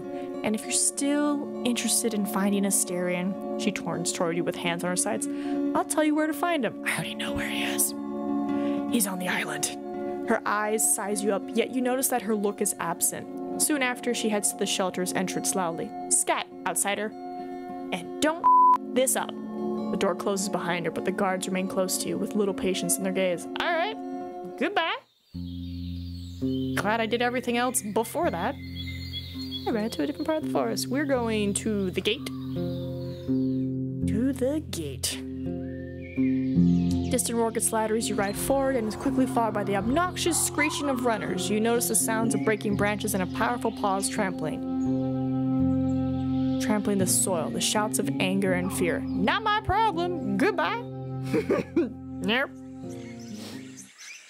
Alright. To the monks, because I have their quills, and I hope they pay me. Alright. Right. Earn the good graces. To prove my goodwill, I'm ready to tell you about the copper vein I found in the north. He stares at you for a few long breaths, then freezes with a raised hand. Explain. You tell him the entire story, and while every now and then he glances at Decima, she seems more interested in the picture of a wagon that she draws on the path with her boot. That's quite an offering that thou broughtest, he admits carefully, but then lets out a weak chuckle. Very well. Once we're sure our friends from Opagos are free of the plague for good, we'll prepare an expedition. To us, rocks are hardly a challenge. You agree to meet with me? He just said, the time is right. Follow me into the temple. It won't take long. You join Ali in front of the entrance. You run your eyes over the harsh gray floor, sparsely covered by tufts of grass and mushrooms. Only a few steps separate you from the darkness. Take a wrong step and thou wilt break thy neck. His quiet voice echoes through the corridor, but there are also other sounds reaching you from the depths. The repetitive hits of a hammer and chisel, as well as of a distant pickaxe. The man doesn't look at you. Hand on my shoulder. Don't let go. I touch his shoulder gently. You leave the light behind you and your pace slows down. Decima's steps are followed by the sweeping sound of her rope. For a few breaths, your heels hit the solid rock, then move onto wooden logs. The echo of the occasional creaks is worthy of a wraith.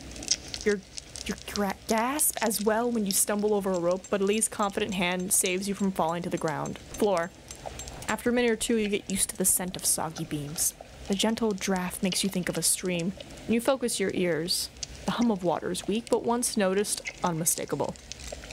Counting your step leads you to nothing. You don't make any sharp turns following the rounded corridor. At one point, the monk grabs your free fingers and makes you touch the smooth wall. Watch your steps. You hear the hoarse whisper, then walk down the stairs carefully. Another minute goes by and it happens again, then again. Almost there. Ollie stops in place. You recognize the sound of him opening his bag. He turns your hand around, palm up, and covers it with cold, soft balm. Put it on your eyelids. He's voice? He's voice. I think it's supposed to be his. He's voice is confident. It will help, but not for long. Don't walk away. You rub your eyelids, catching the scent of snow and tallow candles. What am I looking at? For a few heartbeats, the brightness is overwhelming, even after you cover your eyes, but the sensation fades away. Everything around you turns gray. The walls, your companions, even your very skin are not monuments made of ash. The hollow mountain has the shape of a cone. You step back away from the edge of the narrow wooden platform, only to then approach it and look down. The magic bomb is strong. It allows you to spot maybe 24 layers of scaffolding. You spot another hooded figure a couple of floors below you. It holds the chisel against the wall, hitting it with the hammer. Their confident hands maintain the tiring rhythm. I'm gonna just take a look at the engravings. You can't tell their age, but the cuts are deep. They're letters, larger than your hand, and some of them are filled with old, dry paint. Although to you, like everything else, it looks gray. Read it out loud. You hear a voice coming from your left, not much louder than the distant humming of water. I don't know how to read. Few travelers can. Their voice starts like a dying breath, but then shifts, resembling an oration delivered by a priest. They heard of Samara's deeds and believed her, for her soul carried no lies. They followed her north, like the Rite had told her, and built houses of wood in the land of 3 lakes. The Rite taught Samara new tools and new traps, and her children and grandchildren have never seen hunger, for their land was tamed. The person in a monk's robe is sitting on a bench, covering themselves with a headless pelt. They're short, wrinkled, skinny as if they haven't eaten in years. They sit still, with their head leaning against the wall, eyes closed and hands folded. Dost thou know what these words are? I'm gonna drink some water, y'all read.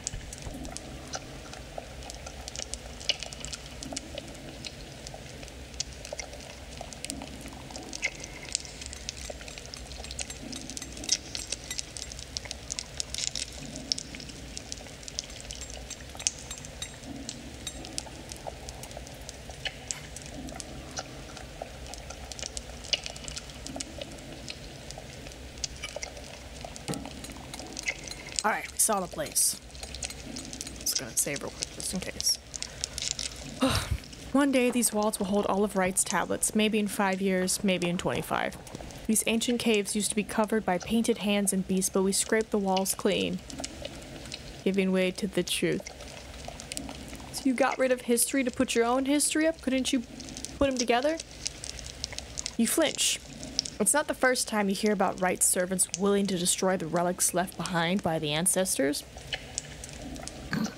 The prelate raises their hands by an inch, but their voices remains monotonous. Monotonous.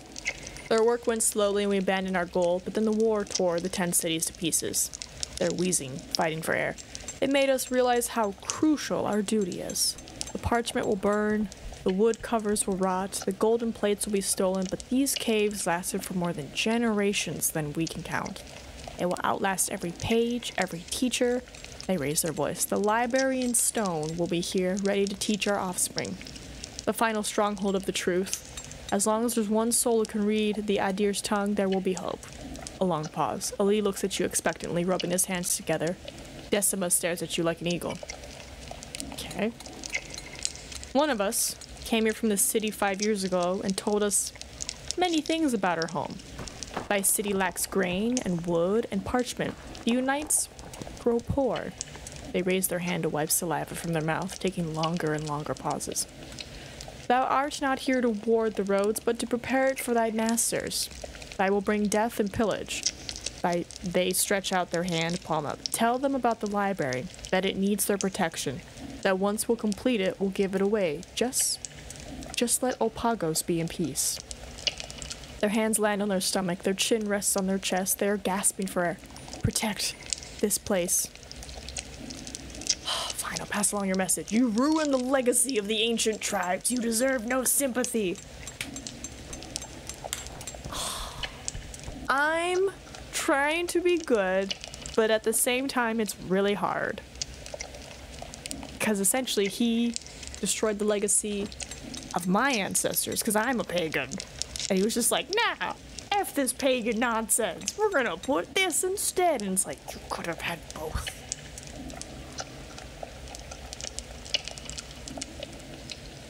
I feel like I'm gonna get in trouble, but I'm also like, I know it's an achievement to get in here. Did I already get it or not yet? Probably not. I feel like I should have gotten it. I'm in here. Let me check my achievements. Nope, I found the copper vein. I don't think I have gotten it yet. Mission, personal goal. Protect to the north from the undead. What? Ride on their faith. Caught 10 fishies. Abandoned faith. Combat. No secret was safe. Uncover the entire road through the heart of the woods. I'm working on it. Gained dragon bones. Gained access. Showed mercy. Wasted no time. And then there's like 12 hidden achievements. I'm gonna lie. I'm gonna save, but I'm gonna lie. Sure. Reach the caves of the monastery. Got it. You hear Decima's steps. She stares into your eyes, then moves back with a puzzled frown. The prelate nods gently, resting. Ali clears his throat. I thank thee in their name. Let's get back while the ointment is still working. He gestures for you to follow him. But seeing the world only in grays takes getting used to. You place steps carefully and climb the stairs on all fours. The monk continues. Thou canst ask me about one of our secrets as a reward, but thou'st thought not share what thou hast learned here with any of the tribes. We ought to keep our duty a secret. Secret? Fine. I prefer some of this ointment. Give me some of the ointment. Won't happen. He doesn't let you finish. Use it a few times and their eyes will see only in gray, and after 20 years or so, thou will lose thy sight completely. Just use a lantern. Is that what happened to Fulvia? He nods gently, looking at you with new respect. You move without a word, leaving behind the sounds of steps, hammers, and streams.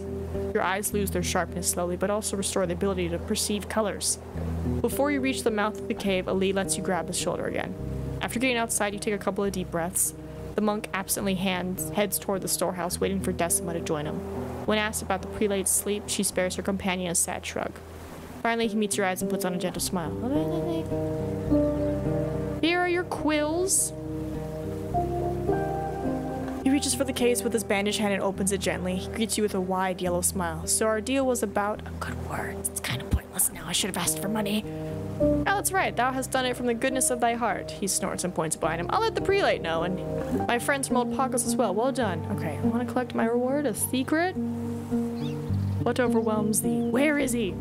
I don't know, he shrugs. I can offer thee the last place he asked me about, a place away from our roads. If you mean this, dost thou now? It's a dangerous place. Be wise to abandon thy search. I won't need your secrets. Gives you a puzzled look, but then Snort turns in laughter. Very well, great. Son of a bee. Okay, where am I? I am in the monastery. I require sleepies. How much time? I have plenty of time. I can check on Old Pagos real quick. Just be like, hey guys, what's up? Nothing? Nothing for me. Alright, cool. Should eat though. That's not food, Nina. Try again. Alright. See, hour 15. Then I would lose whatever vitality I have. And I should try to get all the vitality I can. I guess we gotta go sleepy time. Alright. Sleeps. I'm stinky, but that's fine. More muddy roads?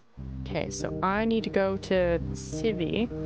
I think that'll be it. The days are getting shorter. I know, I'm working on it. Travel to him. Really hope that we're not gonna need a pee.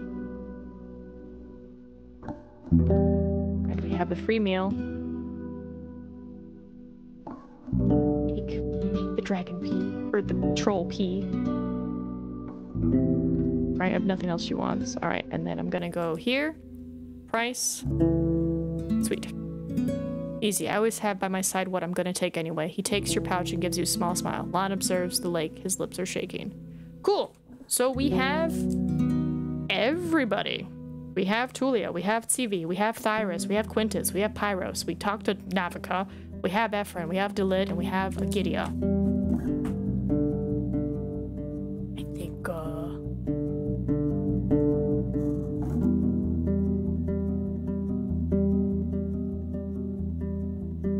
right? Closed tunnel? I don't see it happening. Gather a crew? Got everybody. I see what they ran. They're like, it is bugged. Because I've already talked to them and they said yes. Roadwarden, Rich, not happening, Peninsula. Okay, so we have to do this Severina thing, and then we're good to go.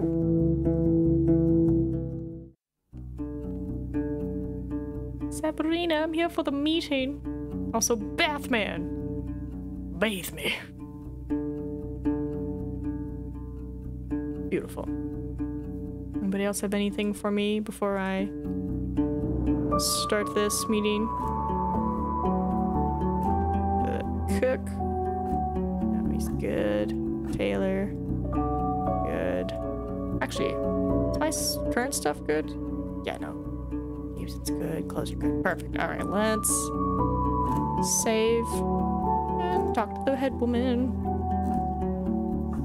I'm ready to present my case against Glaucia to the council. You say that the people of Opagos have accused you of thievery, but you do know already that Glaucia lied to you about different events. You could heal the old wounds by helping the sick and weak.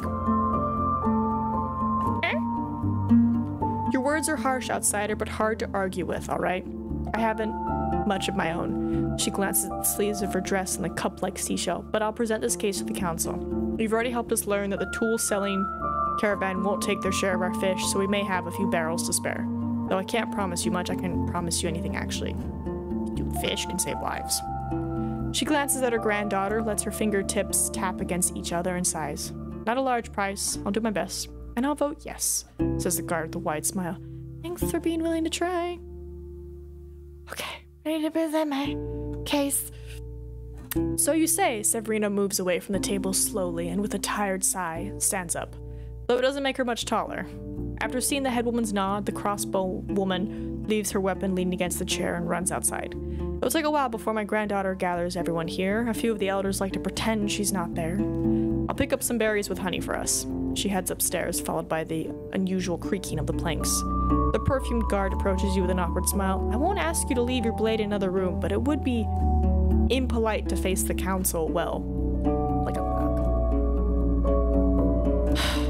There you go. Like, I have friendship. I don't think anyone's gonna stab me here.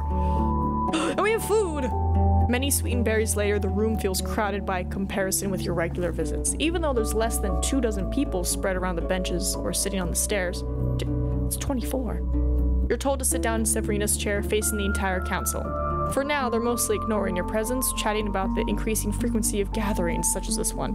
We're not getting any younger, darling, says an elder introduced to you as the previous head fisher, and Severina responds to him with a smile warmer than any you've seen from her.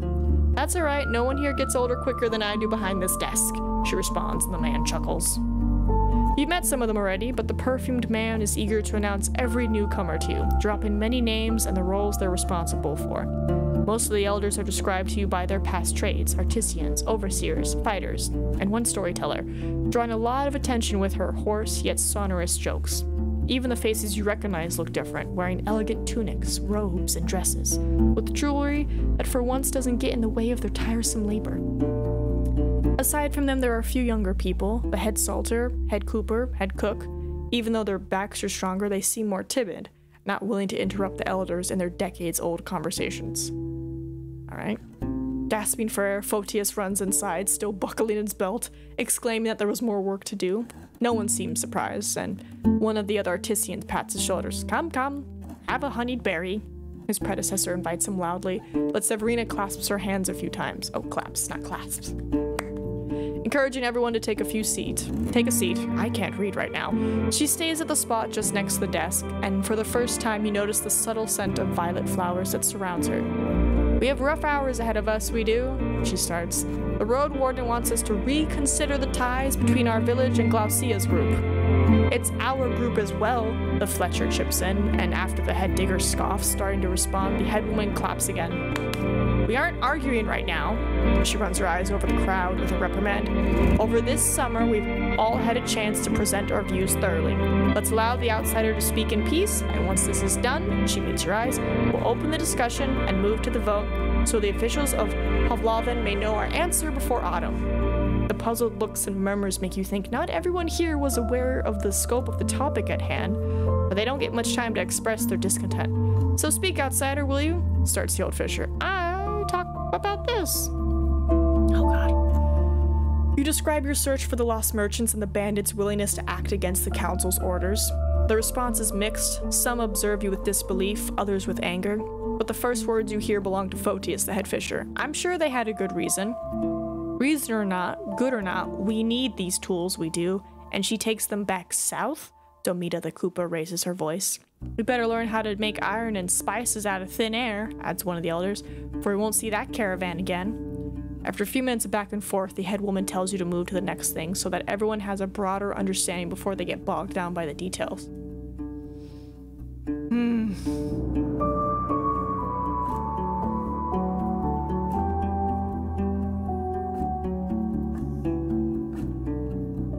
Ooh.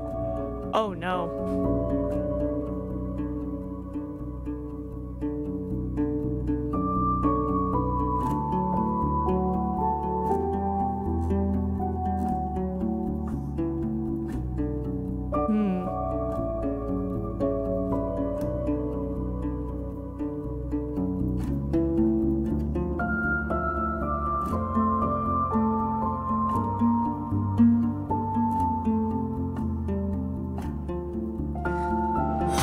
Now you will be with us forever. Oh, hello.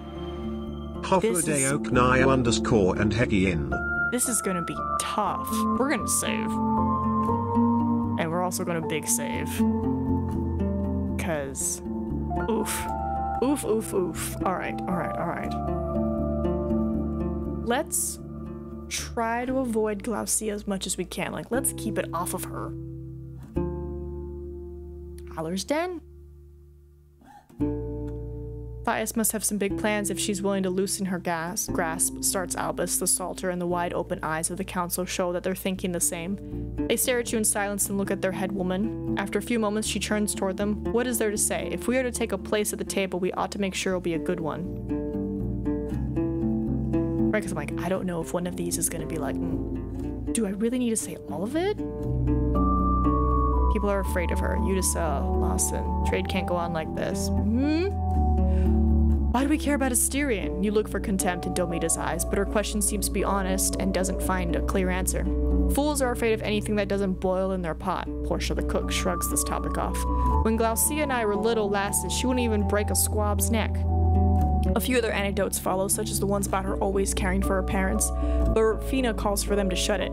Don't speak of her as if she were a child. She's not the same. She went from a tailor to a bandit, from not even a mother to a leader. Haven't you talked with her in the last few years? She wears a different soul now.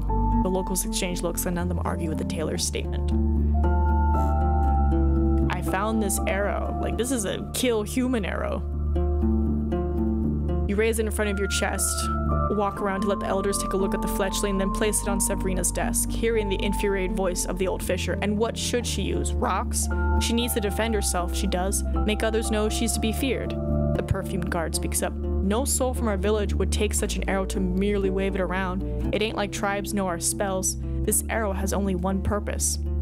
No one is willing to argue with him, and after the silence is disrupted with an awkward grunt, you continue. I don't want to mention old Pagos. I'm like, it's not that they don't trust him anymore, they're just... Didn't move a finger to secure the tunnel in the south, right? Looking after roads is harder than it sounds, stranger, starts the head woodcutter. We used to send dozens of souls every season, or less, clearing and cutting. That ain't an easy task. Hearing that, you frown. You mentioned some of the deeds you are responsible for on the eastern path alone. How is it I could do all these things by myself, while she has an entire group that's familiar with the woods, yet does nothing? The silence is cut by the absent voice of Una, the digger. She wants the wilderness. She does. Oh, fudge. How much should the followers of the right really provide support for a group of outlaws? It's risky. I'm not gonna say that. It's too risky. Tell about Quintus. She threatened him? The Salter speaks with disbelief, but Severina takes her claim seriously. If we were to speak with this man sometime in the future, are you sure his testimony would not reveal you to be a liar? Seeing your nod, an uncomfortable grumbling spreads through the crowd. At least they protect the gate, one of the elders starts, but Fulvia waves it off. They could guard the gate on their own if they were keen to do so. A brief quarrel is cut by the head woman who gestures for you to go on. I don't know if I'm doing what Glaucia wants. Why do most of your people have no right to know the truth about everything that she's done? She's far from being just a treasure hunter. That's right, she's not just a treasure hunter. One of the toothless elders chuckles. Oh, we don't really hide things from them. We straight out lie, for lying gets more votes. His voice drips with disdain, but Severina silences him with her stare. More of them know than you think, outsider. She turns her head toward you, but don't expect all the markers to push away their families. When I moved here as a young girl, I saw my parents only 3 times before they died. Another elder looks at you reproachfully. At least I can see my boy every season or so, and he's nay a murderer, and I will nay apologize for him to anyone. A few people nod in agreement, while the others observe their own boots. I'm gonna risk it. They call us thieves. Photius the fisher raises his hands in defense. We've done nothing to them. A perfume guard sighs, giving you a side look. After listening to the Roadwarden, I've no doubt Glaucia is to blame. She's a liar and a thief. One of the elders scoffs. Without her in the woods, we would never have accused them in the first place. Now, after all the bandits got themselves killed by the city folk, every missing pie will be our fault. They argue for a few minutes, but it seems like most people are convinced that there is only one possible thief of the statue. I'm not gonna do the risky thing. That's all I have to say. Right, so we've listened, we did, starts the old fisher, whose posture grows more lax the longer the gathering goes. But why do we trust what the outsider, he scowls at you, thinks of our matters? Severina doesn't look at you, but her voice is gentle. Our neighbors see the Roadwarden as a guest, not just a stranger. We have no promises to make, all we have to do is decide if we're ready to speak with the city officials. A few of our Artisians have spoken with the Roadwarden about our trade, starts Albus the Salter. The city may have a reason to send their mouthpiece here after all. Portia the cook mentions that from what she's heard at her diner, you didn't do much good for the villagers. Hey!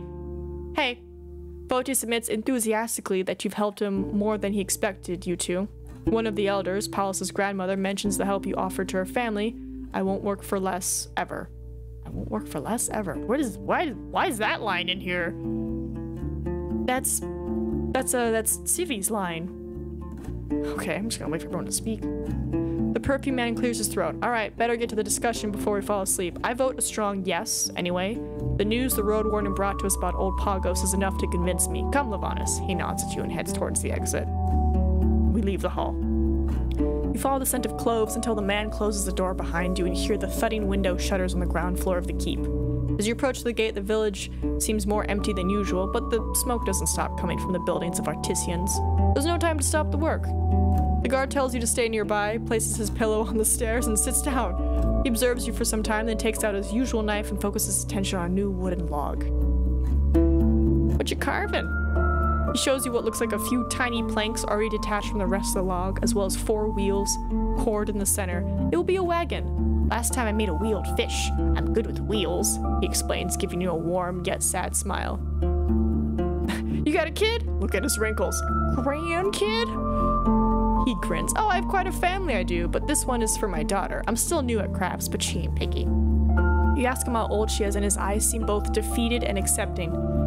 30. She merely holds the soul of a child. She won't ever go to the hills, beach, or forest, but has a good imagination, she does. I used to give her simple toys, swords, and figurines, but she'd rather play with the ones that can move, and wheels are the easiest for me. You spend some time chatting about his experience, and the time goes quickly. Every now and then some sort of screaming or laughter reaches you from the keep, but other than that, the closed door and windows keeps you without a clue. After more than an hour, both you and the man are called inside. Oh my god. Are we good? Quest completed? Okay, I'm gonna cover so I don't read. The eyes inside the keep are tired yet kind, and you catch a few smiles. Okay. The council sits on the benches with one of the elders napping, and some of the younger members look longingly at the exit. They're like, please. The windows are open once again, but the air is still stale, in part because of the flower perfumes. Severina is standing behind her desk, leaning on the top, and welcomes you with a nod. You notice that many of her wax tablets have switched places, and half of them are open. The vote is done. Strong yes. Oh! She states solemnly, if Glaucia wants to remain one of us, she needs to bring her band here and stay free of robbery. We don't trust the officials and merchants, but your words and deeds are enough to make us eager to negotiate with them. Now let's disband and eat something. I thank the council. Many of the souls thank you for trying to make a change, while others congratulate you. The old fisher who found himself something stronger to drink feels it's necessary for him to take you to the side and explain that you shouldn't trust the guilds or priests anyway. Don't worry, I don't. You mostly nod, not entirely paying attention. Another elder pats your shoulder, whispering that you have quite the support here, but leaves before you can ask what he means by that. The younger members of the council help the elders cross the yard. As they engage in friendly chatter, they forget about the gathering quickly. The headwoman stops you before you follow their lead. There's one more thing, Lavanus. Coming from her lips, your name sounds strange to her. If you don't have to depart for Holvana just yet, can you pass our decision to Glaucia? She's gonna kill me! Save, she's gonna kill me! I doubt it. On the other hand, by not bringing her the news, you'll make her life much harder, and so it would be unwise to return to the peninsula after winter. Give her the time to prepare herself and to make the choice out of her own will, not hunger. She'll spare you. Hey. She smirks. And what do you need? Free food? Maybe 5 free repairs? May need of a boat? I don't need any favors. I'm gonna go with a boat.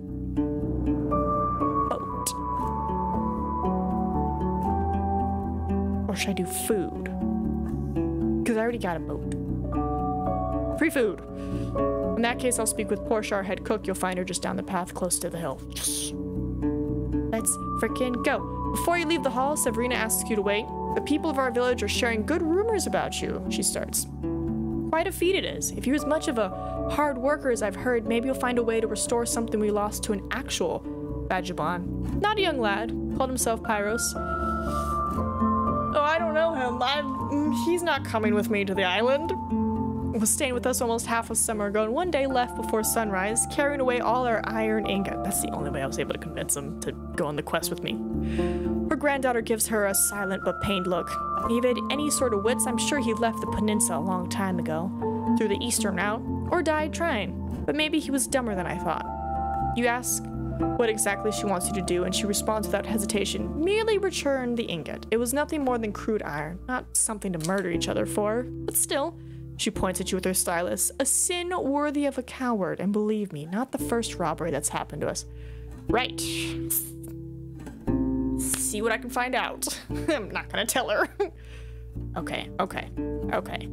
I need the spices from her. She's gonna kill me. She's gonna murder me. How am I on time? It's bedtime. All right. You're going to quick save. I'm as clean as I can be. I'm gonna go to bed.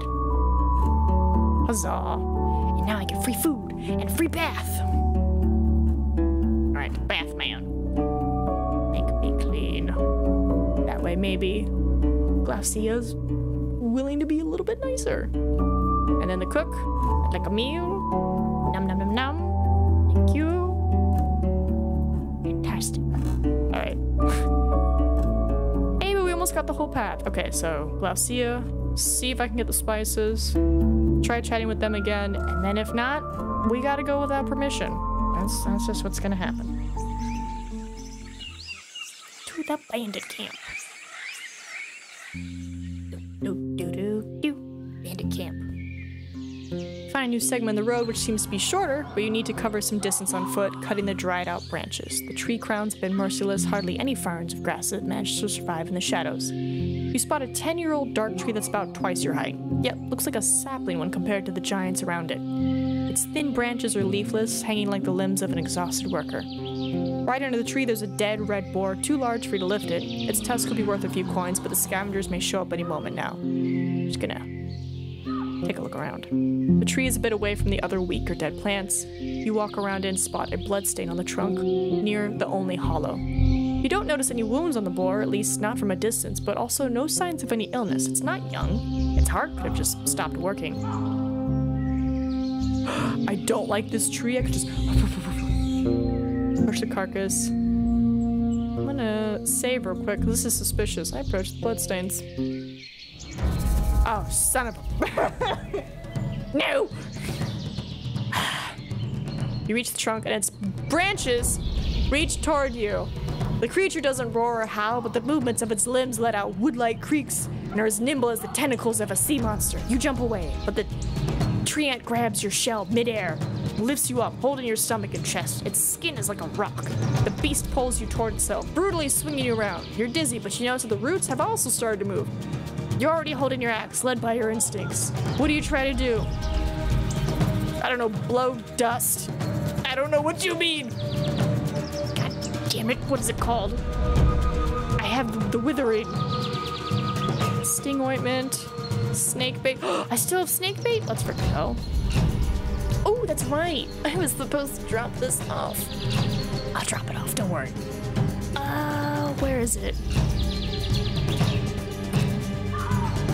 Broken knife first, skins. Snake bait. Withering dust. Let me just type that in. The withering dust. Son of a... Alright. I'm just gonna scream. I don't know what you mean. Help! Nope.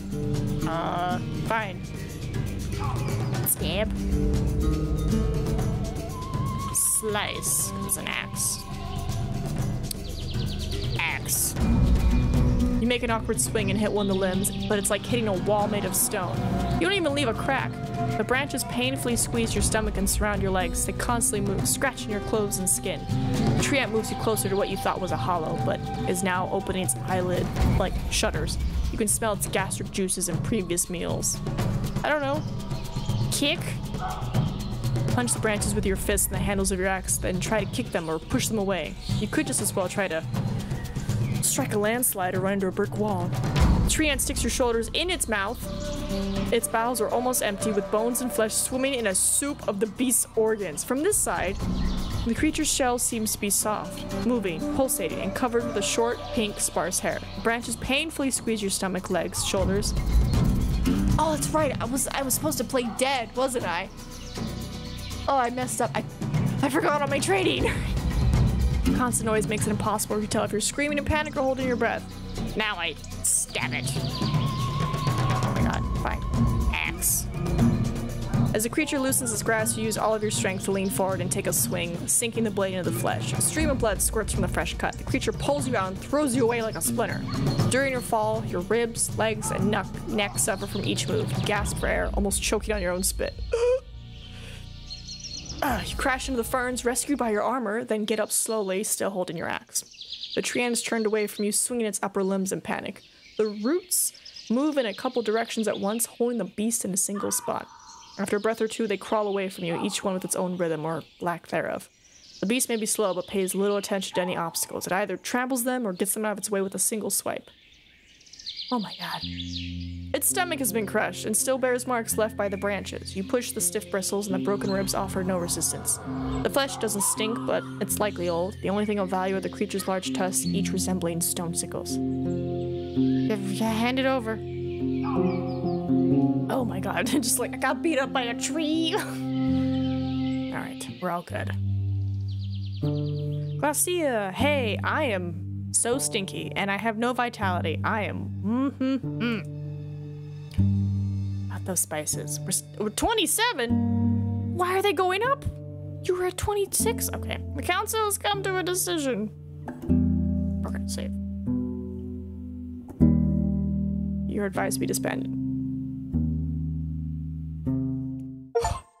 Oh! The Guts was brave enough to tell Glacia the truth. She raises her eyes and with a sigh puts on a glove. Brave of you to bring me the news in person. I appreciate that. She clenches her fist a few times, then glances at the other woman from her band. Let's get to work. Something hits the back of your head and you land on your knees. Then your face hits the ground. Your hand touches the nettle leaves. I try to kick them away. I order them to let me go. I beg for her forgiveness. Let me go. Oh God, am I dead? Oh God. Oh. You wake up tied to your saddle with blood and vomit in your hair. You blink a few times, moving as little as you can. For the time being, you put your trust in Russell. It's at the edge of a panic, trembling, with ears pinned, making not even a snort. Still, it does what it has been taught. Follow the beaten trail, avoiding the thicket, and speeding up at the sight of the wild beasts, lured by your stench. After you get to the car and you cut the rope that was keeping you on the Palfrey's back, you give yourself a few minutes and prepare yourself to get to safety. How am I on time? 4, 5... Let me check my map real quick. I know I was supposed to go here and put on a sign, so we're gonna go to the east. And then when I go down for bed, I'll fix all my stuff. Alright, travel. Here. I almost forgot about the side quest. Time to stop lugging around this painted plank. Ta-da! The convenient remains of a shrub help you tie the plank above the ground. After a few minutes, you step away and take a look at the new sign. I see people building new paths, not hide them. I wonder if the days of iron nails are ever coming back. Like it may save someone's life. Russell peacefully chews the grass. Yay! 2 hours? Can I make it to them? No. I think I can make it to her, though. And she's got decent sleeps. But I'm also trying to think. Let's... Hold on. We're gonna travel there. We're gonna travel to here. She's got, like, a house, a bed. Alright. She has nothing to say to me? That's fine. I'm gonna fix my stuff. There you go. Too dark and I'm too sleepy, but you know what? I fixed some of it. That's all that matters. Inventory, give us some num-nums. There we go. Good stuff. We're gonna sleep. Man, I had like almost perfect. I had perfect health. The blanket on her shoulders and her feet sunk on the freezing ground. She greets you with a slight nod, then closes her eyes, taking deep breaths. Oh, she's just basking in the moonlight. All right. She's got nothing for me. Cool. So, I don't have spices. Don't have that. I've gathered a crew, and I'm not gonna fight the undead. I think we have to go. I think that's what we gotta do. Go to my inventory real quick. Fix what I can. Fix my clothes. Just so I'm a little more presentable.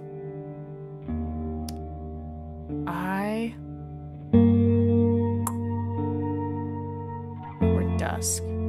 They said I had to leave like nighttimey, right? Alright, let's see if we can get some more food. More money. For whatever reasons, and then we're gone. Guards. Any coin? No money. Ooh, the goblins. Are you done with the goblins? It's done. Most of the goblins are dead. Some are back in the forest. The loot wasn't that great. Though maybe we missed something under all the feces they left behind. Well, thanks to some magic, our wounded are fine. She pushes her hair away from her neck, but I think the place should be burned. Awesome. Sweet. Nope, not them. I want the inn, please. Free food? Where's... Yes, I want to buy some food. Wonderful. I have like 6 rations. Awesome. How is everyone? Nice acting, but I spoke with Glaucia. Tulia glances at the innkeep and gestures for you to lower your voice. Come on now, this is the only pass through Hag Hills. Recently, there was a caravan with tools and spices that was taken by force to be sold for ransom. Someone told them to turn east, right into the band's trap. You want me to believe you bear no responsibility? It's not so simple, she draws out her words. I wasn't looking for dragon bones or mead. Without Glaucia, my squad, she looks around as if to find her subordinates, would never have been able to keep the valley passable. On the day of your arrival, she helped us get rid of a griffin that murdered 2 people this summer alone. Was I afraid of her threats? Sure, but she helped me save lives, too. We're not some coerced civilian who just happened to help a group of outlaws. People trusted you with their lives and you betrayed them. I saved just in case. She frowns, but her voice is quiet. Why are you telling me this? Once I'm back in the city, I'll be forced to report this? Nah. I'm willing to keep this conversation between us, but not for free. I may need your help in the future. She's already helping me. She's already helping me. It's fine. All right. Ooh, actually, let's also... Since we're, like, further along, I'll put it here. That, like, if I were to just quit my journey now and not go to the island, you know. All right. And then Pyros, still good.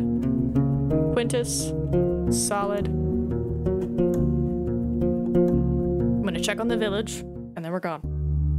I kind of want to stop by Howler's Den, but I'm pretty sure they're mad at me. Wash myself in the river. Yay, I'm a little bit cleaner. All right. Enter the goblin's lair. You return to the northwest corner of the village. The goblins may have been killed or chased off, but their smell is still around. So Russell is just as alert as it was the last time you were here. You tether it to the animal pen, the one with a single boulder, allowing it to graze on the struggling dry grass. Just in case, you take your blade with you, but also the other pieces of equipment. You don't expect the creatures to move back, but who knows when the next scavenger will move in to feed on the remains of the pack. You stand in front of the entrance. Oh, howdy. Oh, hello. Oh my god, you're showing me hi. Look. I'm wearing that shirt. But thank you, it is going well. We might be able to finish this game today. It's going very well. You stand in front of the entrance. The dried out blood now covers the old layers of dirt and rubbish. I know. I got the shirt from really cool people, which, by the way, everyone should donate to them. Just, you know, you got the time, just bam, bam. You know, just because. Plug my nose with some scraps. Yeah, let's plug our nose up. It helps, but not as much as you'd like. When you find yourself surrounded by the... You came in at a bloody part. I'm so sorry. We're looking at the remains of a destroyed goblin camp, just as some FYI. You find yourself surrounded by the chopped off shell parts, trash, bodily fluids, and feces. Your imagination fills in the blanks of the vague sensations. Not looking directly at the place of carnage helps, so you raise your eyes and move forward. The building has 2 floors, with the upper one used to store straw and supplies. Since the roof's collapsed, half of this place is covered with broken furniture, beams, bricks, planks, already overgrown by moss and fungi. The greenish pile makes you think of a side of a hill, though it's riddled with so many gaps that the light and rain can squeeze in between the debris. You try to avoid the puddles. Let's see what we can find. The lair is as crude as a rat's nest, yet escapes your words and senses. The sleeping spots are made of straw, scraps of clothes, feathers, and moss, but are so old and clumped together that you doubt they're any softer than the rotten planks beneath them. The corners are filled with feces, and you don't think it would make any difference for the creatures to relieve themselves in the middle of the room. You see broken furniture and all sorts of rubbish with no specific shape nor purpose you can identify, and a stack of bones and sharpened sticks taller than you are. No, you're good. You came in at a great time. I'm just letting you know, because, you know, not everybody wants to hear about a dismembered goblin camp, so I'm just like, here you go. FYI. You came at a great time. We're just exploring this destroyed camp. It's fine. It's nothing like the humble shelters that the families of apes build among the tree crowns. It's tamed chaos, an attempt at maintaining order in a place that ceased to be a human structure, yet it is still not part of the wilderness.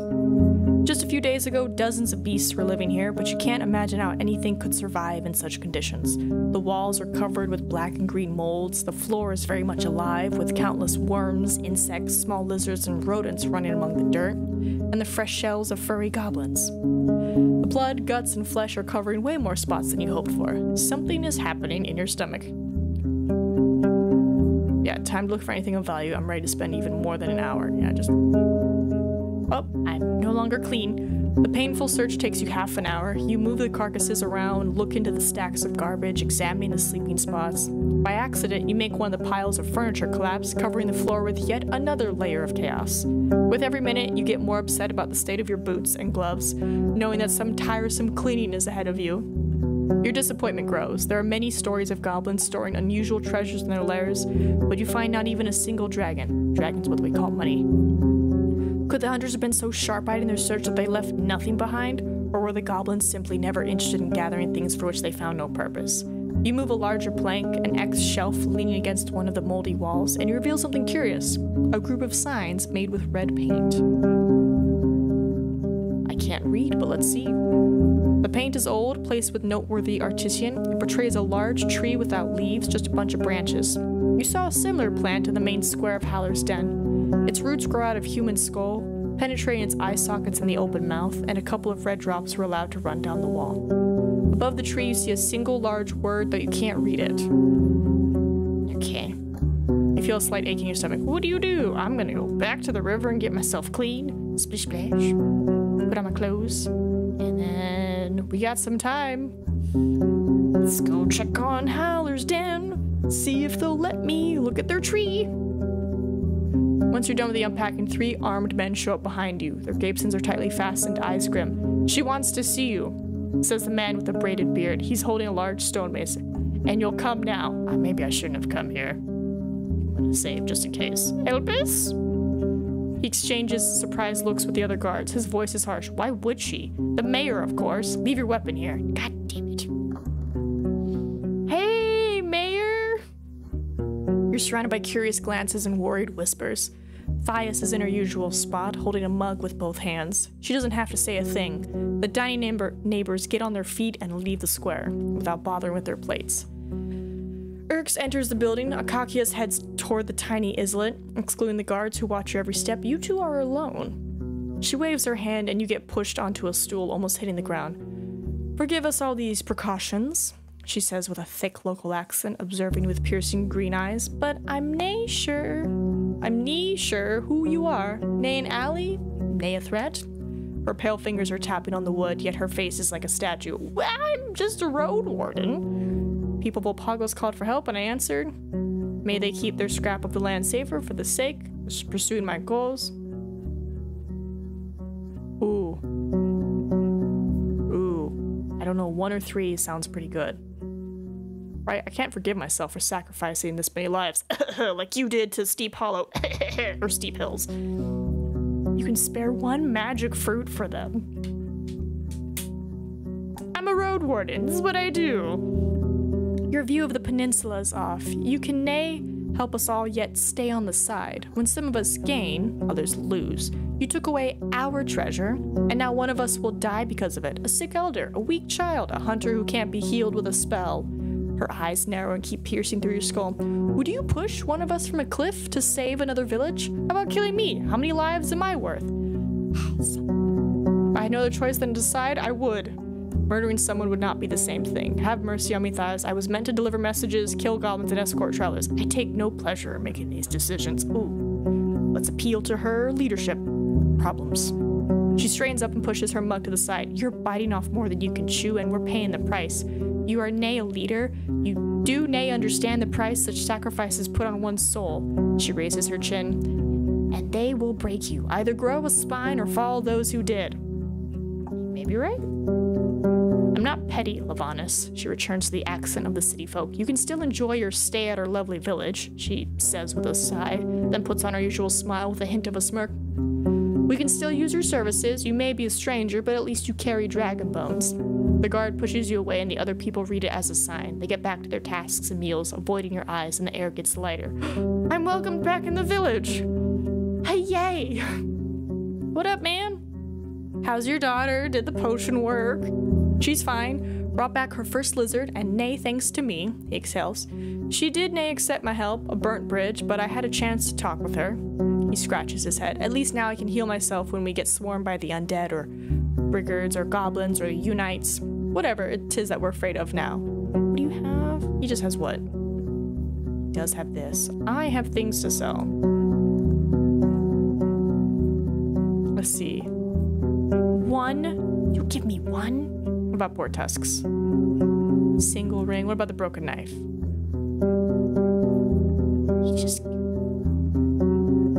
He gives it a long look. Where did you get it? In creeks. You didn't say his long fingers brush the hair of the dead creature. They're learning. We buy furs from Pelt, but 7 rings? Trollbone.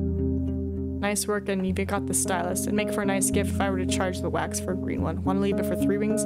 Okay, so the rabbit fur he's all about. I'm not getting rid of the rabbit fur.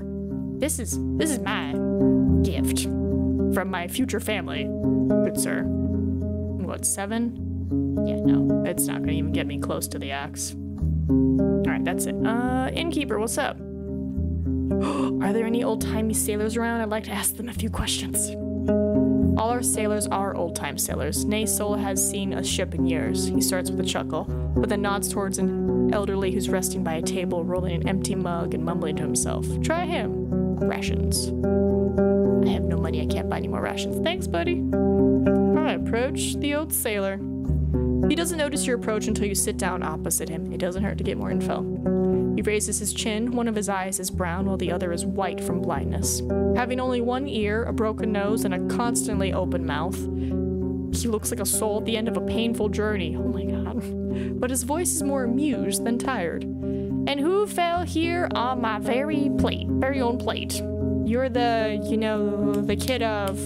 He pauses, lean a bit forward. Nah, I've seen you before. You come to buy me a strong mug? You need a few breaths to get through his thick accent, additionally distorted by his lack of teeth. Don't your neighbors give you a share of ale? Maybe they do. You find it difficult to tell if you see a smile or a grimace of pain. But after all my years of hard work, all it took was one accident to lump me together with the crippled and the idle. I ever apologize for the burnt barrels. Somehow, no matter what our mayor does, she never faces consequences. He purses his lips, clicks his tongue, and tries to straighten up. Tell me anything about High Island? He wipes his drooling mouth with his sleeve. His clothes are simple, but clean and tidy.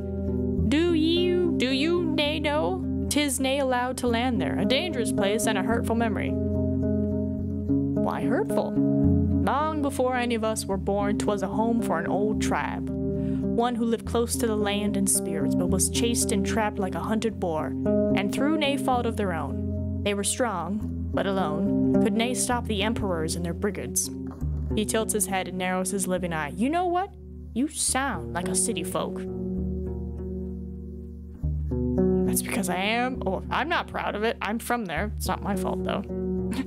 I alter my accent. I'm just a traveler. I'm from there.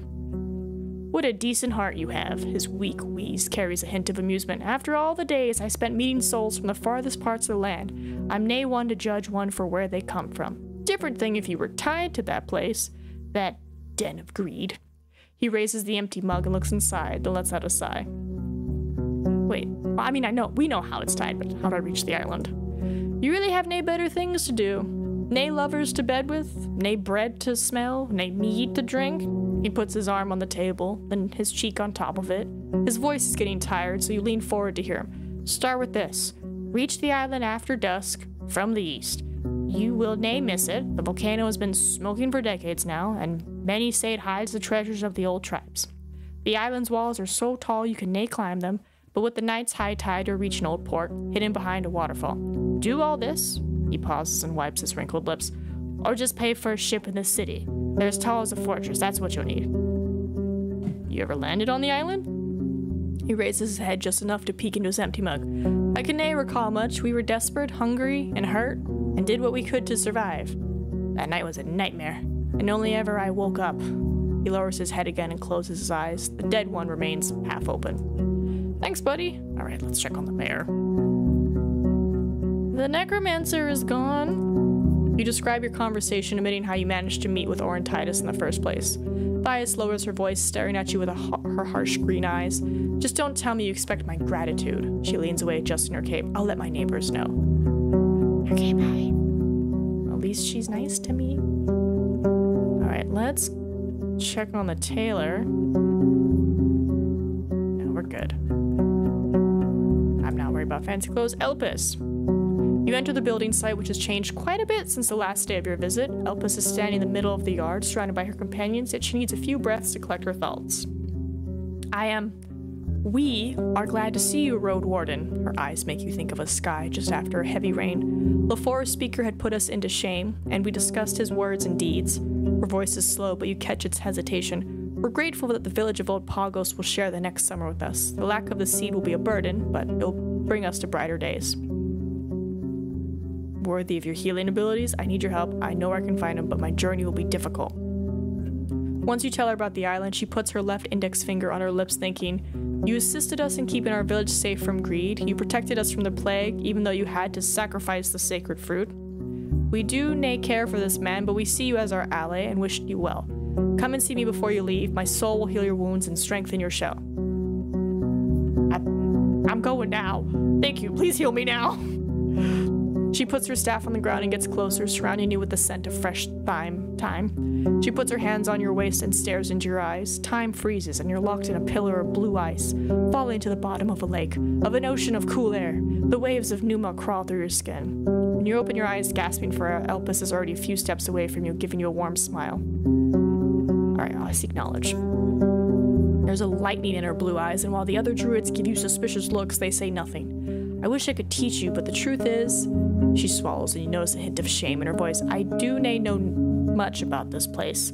There's but one forest speaker who carries this hotel, and 'tis the elder living in the cave in the south.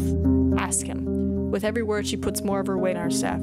To do me a favor and teach you what I can, nay. Don't you think I'm worthy of your healing abilities? Let's just ask. I don't want to waste it. Let's just ask.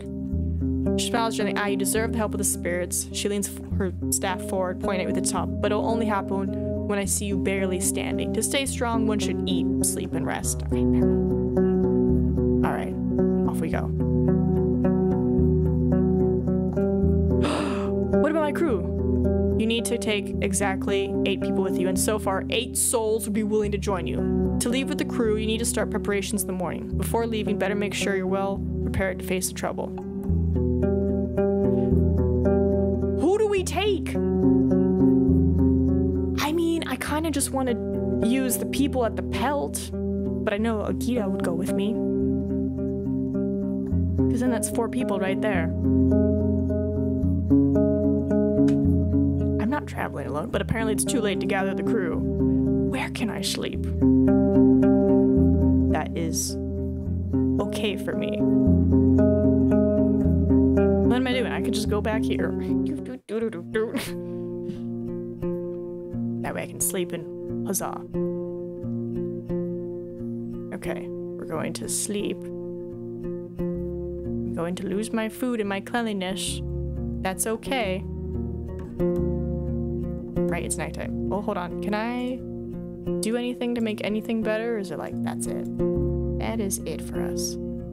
Alright. Sleepy time. I have no money. I have no money. I'm broke. Alright, any leftovers? Let's freaking go. Okay, that's all I need. Mine as well. I have no money to gamble with. Goodbye. To the well.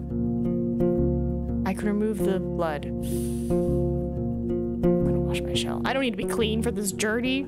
Step away. When I travel, if I go here, I gather my crew. Okay.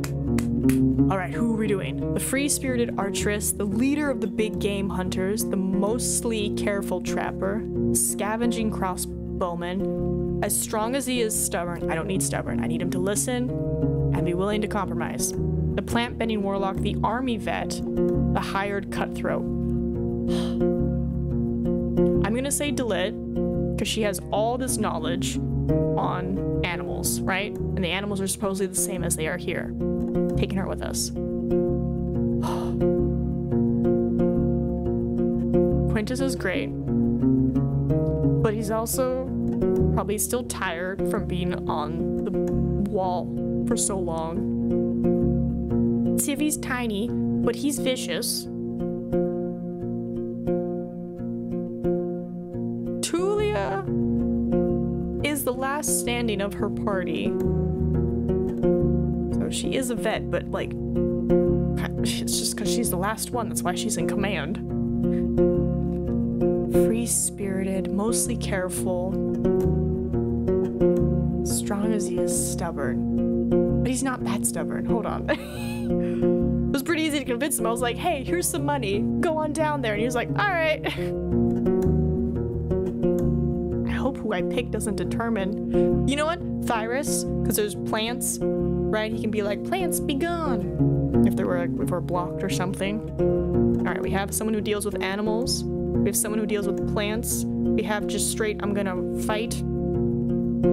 And then let's bring her. Get some long range. Okay. Going to the island. I don't know how long the island part is. You and your companions shove the boat into the water. You take a deep breath of the chilling air. You adjust your clothes, but even their second layer is barely enough to keep you warm in the breeze. You stare into the night, listen to the roaring waves. The seagulls jump between the teeth-like rocks, seeking food and rest. You look around. Russell is hidden inside Agidia's cabin, but you doubt it's going to have a good sleep. You turn toward the others. You got any questions? We're all going to make it. I clear my throat. We're heading to danger, but we'll return as heroes. No time for politeness. Alright, I'm like, if you got any questions, now's the time, guys.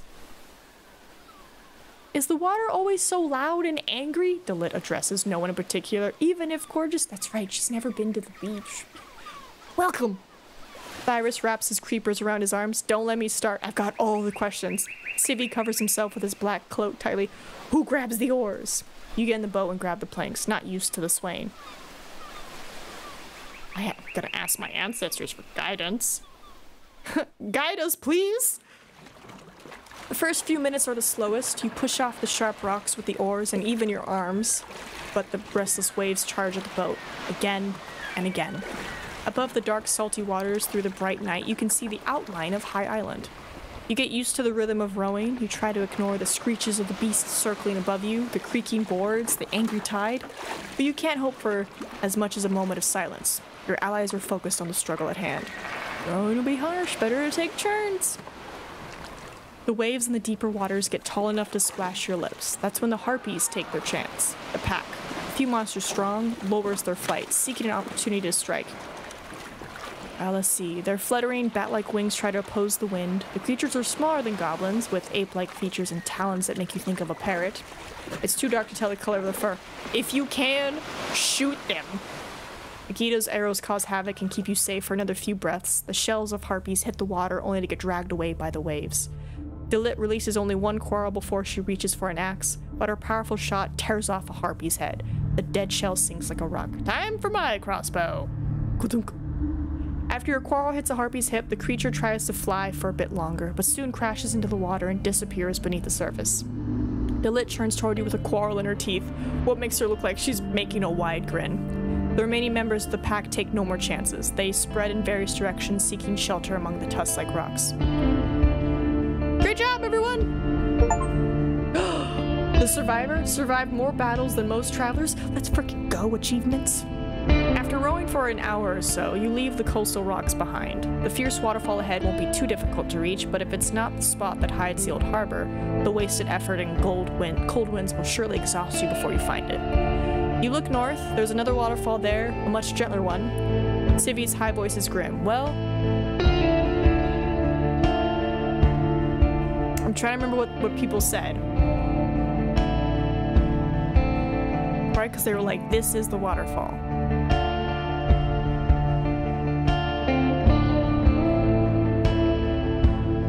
I don't think it was a northern waterfall. I remember being like an eastern or western waterfall. But there was something they mentioned about it. Maybe there's something in my journal?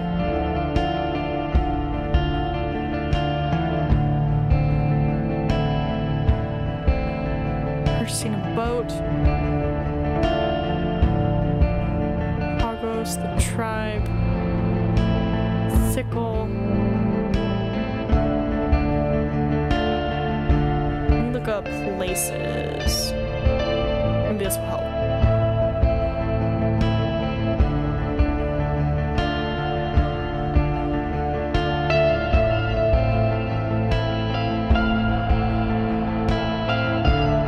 Right behind the closer waterfall.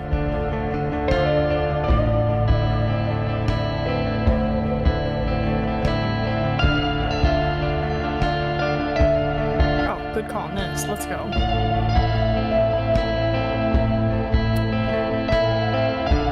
assuming it's this one, it's the closer one, so let's do it.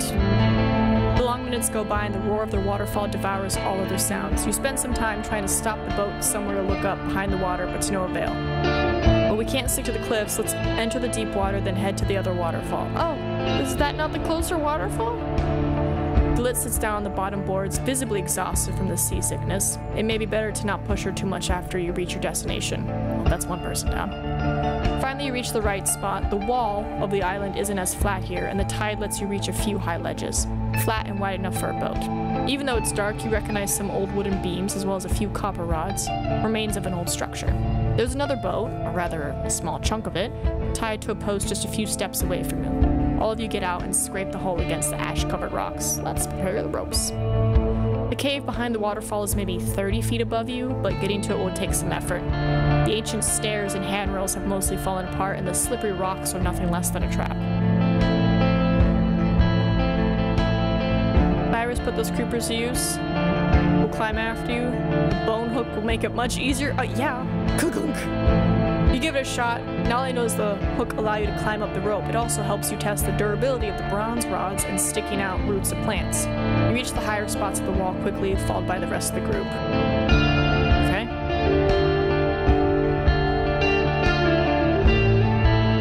Alright.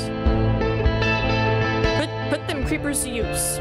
Sure. He stretches them out, not only easily grasping the nearest roots and broken stairs, but also supporting your back as you try to move. Alright, Stevie? He snorts but then rolls up his cloak and easily jumps between the shelves. He attaches a rope to one of the rods that stick out of the wall, allowing you to follow him. Finally, you pull yourself up into the dark mouth of the cave, the remains of the original stream. Let's freaking go, team. The stream roars above you. You light up a torch. The long dark tunnel is moist and full of bats, which, surprised by your presence, flee into the deeper quarters. Finally off the damn boat. The Lit's face regains its color slowly. Her soaked hair is now maybe 1/8 of its regular volume. The remains of the harbor aren't any more dignified than the pillaged hamlet.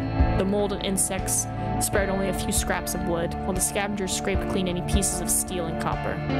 You run your eyes over the spread stone tools and the scratches left by dragged carts and hauls. Ahead is a brick wall with no door or hinges. Your crew prepares a few torches, enough to last maybe half an hour? Prepare my equipment. For a few more minutes, you walk by the remnants of the past dwellers, the scraps of fabric, stone bowls, a spot with broken chairs and a table. You walk past a few anxious bats and salamanders, and plenty of spots from which water drips into the tunnel. Sooner or later, the stream will break through one of the countless cracks and reclaim its old bed. You freeze when your light touches the black and creamy fur of the beast. Not sure if you should run, you give the monster a chance to turn its boulder-like head, capped with a single horn that's the size of an adult human. The creature may be as large and heavy as a house, but its eyes open one at a time, slowly, as if they hadn't decided yet if you're really there. The creature almost fills up the width of the tunnel. Your crew looks paralyzed, with eyes wide open. You lower your voice to a whisper. Dillet! She scoffs. Brought any giants with you or living dragons? Okay, Agidia. Dune. Touch it. Okay, don't touch it. Thyrus. The few amulets he has with him rattle as he leans toward you. I have no poisons for unicorns. Oh my god. Let's hear it. What am I, a hunter? Son of... I'll handle it. It blinks, observing your touch. I'm gonna be... friendly. Nice cave you got here. I'll just walk by you, alright? You talk for a bit longer until the unicorn lowers its head and lets out a loud snort, hitting you with the air from its nostrils. You take a step closer, then walk around the creature's bear-worthy fur. Before you get behind its rear, you have to put your boot on a rock to step over the outstretched leg. The beast returns to sleep while your allies look at you as if you're crazy, but obediently follow your command. Let's go, guys, we did it! Only a few boulders separate you from the deep woods. The song of the sea and the hum of the stream are overshadowed by the screeches of beasts and their prey. We just avoided a killer unicorn! What a journey, guys! While there are some rusty remains of an old cart and the gentle slope was carved by tools, it leads you toward a wall of shrubs and creepers. You get on top of a large rock. There are no roads in sight, but you spot a humble trail made by hooves and paws. The worried looks of your crew are as lost as you are. I think about the map from the giant statue. While the path doesn't lead directly to the volcano, it matches the ancient trail of stars that's meant to take you to the main road, if it still exists. Alright, just get everybody's opinions. She pokes the bushes with her bow. I'm right behind you. What would you do? Oh, you don't know the way? She pushes her wet hair behind her ear. If you want, we can try through the thicket, but usually I left the pathfinding to other hunters. He doesn't even notice your question, just observes a small cat that's jumping between the tree crowns. Tivy? His voice is close to a screech. I thought you knew the way. I follow the game trail. It may be narrow, but proves to be firm and straight. The plants that surround it grow from the remains of the old road, hardened with rocks. An owl gives your group a curious glance from a branch above your heads. After a few minutes, you reach what seems to be a proper trail, beaten, wider than a wagon, and leading both toward the volcano and away from it. Among the thicket, you spot the remains of the stone wall, long since collapsed. Alright. The further trail is canopied by overhanging trees, blocking the moonlight. You hear panicked hooves and flapping wings, but you can hardly see anything. Gideon steps ahead and looks around. Brought any light? I got a lantern. You grab your tinderbox, crouch down, and after a few breaths, you shove the lit candle into the flame. You stand up and shake the lantern. It holds. You move on, free of the limbs of the night sky as the yellow glimmer dances on the leaves. Alright, just pay attention to the sounds. The familiar yells of howlers fill up the path ahead. I don't have the P anymore. Oh, no! The monkeys are moving among the tree crowns, barely visible, and the longer you're around, the greater the pain thumping inside your skull. Their territory is vast, and they don't need to attack you to wound you. I plug my ears. Do the same! After you throw them a candle, it takes a few minutes to shove some wax into their ears. The howling becomes muffled, but as long as you have ears, some of it will reach you. Alright, thoughts? Her lips are twisted in pain grimace. Want me to shoot? I'm ready. The lit? She loads her crossbow! Suggestions? Even I cannot reach them, but they're better not get any closer. He's keeping a thumb in his ear. Well, they won't catch me. I'll help you if anything. If you can, shoot them. Agidia is fast, but just barely scratches one of the jumping monkeys, though it's enough to throw it into a panic. Delit lands a precise shot into a beast's head, bursting it open and splattering its contents. You look around as the number of monkey dwindles. Their noises don't bother you as much. You take a few steps toward the road, and the remains of the pack move back, letting you through. Off we go! The relief is short-lived. The pond ahead is swarmed with buzzing insects, and judging by the bones of a dragonling you see on the bank, they're as hungry as they are numerous. The only road ahead leads through them, and you may lack the strength to walk around their feeding ground. Alright. Stinging ointment, let's go. The scent of lavender, mint, and basil blends into the human wilderness. Your group covers every ounce of their skin and wraps themselves up with scraps of fabric, but waits for you to enter the cloud of wings first. The creatures split in front of you, forming a dark tunnel. Their loud wings shine in the moonlight. Okay, we're getting there. You reach a humble valley. The trees here are sparse, and the stream, while gentle, has completely distorted the path. At least the moonlight can guide you. The black saurians covered with yellow spots are too numerous to count, laying just a few steps away from one another, from the grasses to the branches.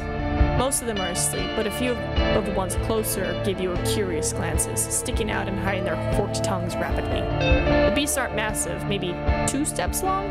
You look to the sides. The hills are impassable. Alright, let's get everyone's thoughts. She shoves an arrow back into a quiver. There's too many of them. You're the monster expert. She looks around with care, then speaks thoughtfully. Animals use this path all the time, so I doubt these saurians are dangerous, and they mostly eat fruits, not meat. Okay. Not really. 'Tis their land. I can fight, I can run. He gives you a small sack of wild plants, mostly fruits, that he collected during the last hour. Throw them some, he shrieks. Maybe they don't care for meat. Okay, let's not draw their attention. It'd be better for us to stay on the main path. Well, then let's prepare our equipment. Save, just in case. Examine surroundings. You vaguely recognize the shape of fruit trees and shrubs, but no animals seem to browse on them. You crouch down. The road is marked with fresh prints left by various creatures. Alright, let's feed them. I give them the fruits from Tivy. You throw the saurian a few fruits and rolled up leaves. Distrustful at first, it steps closer and takes care of them with but a few chomps.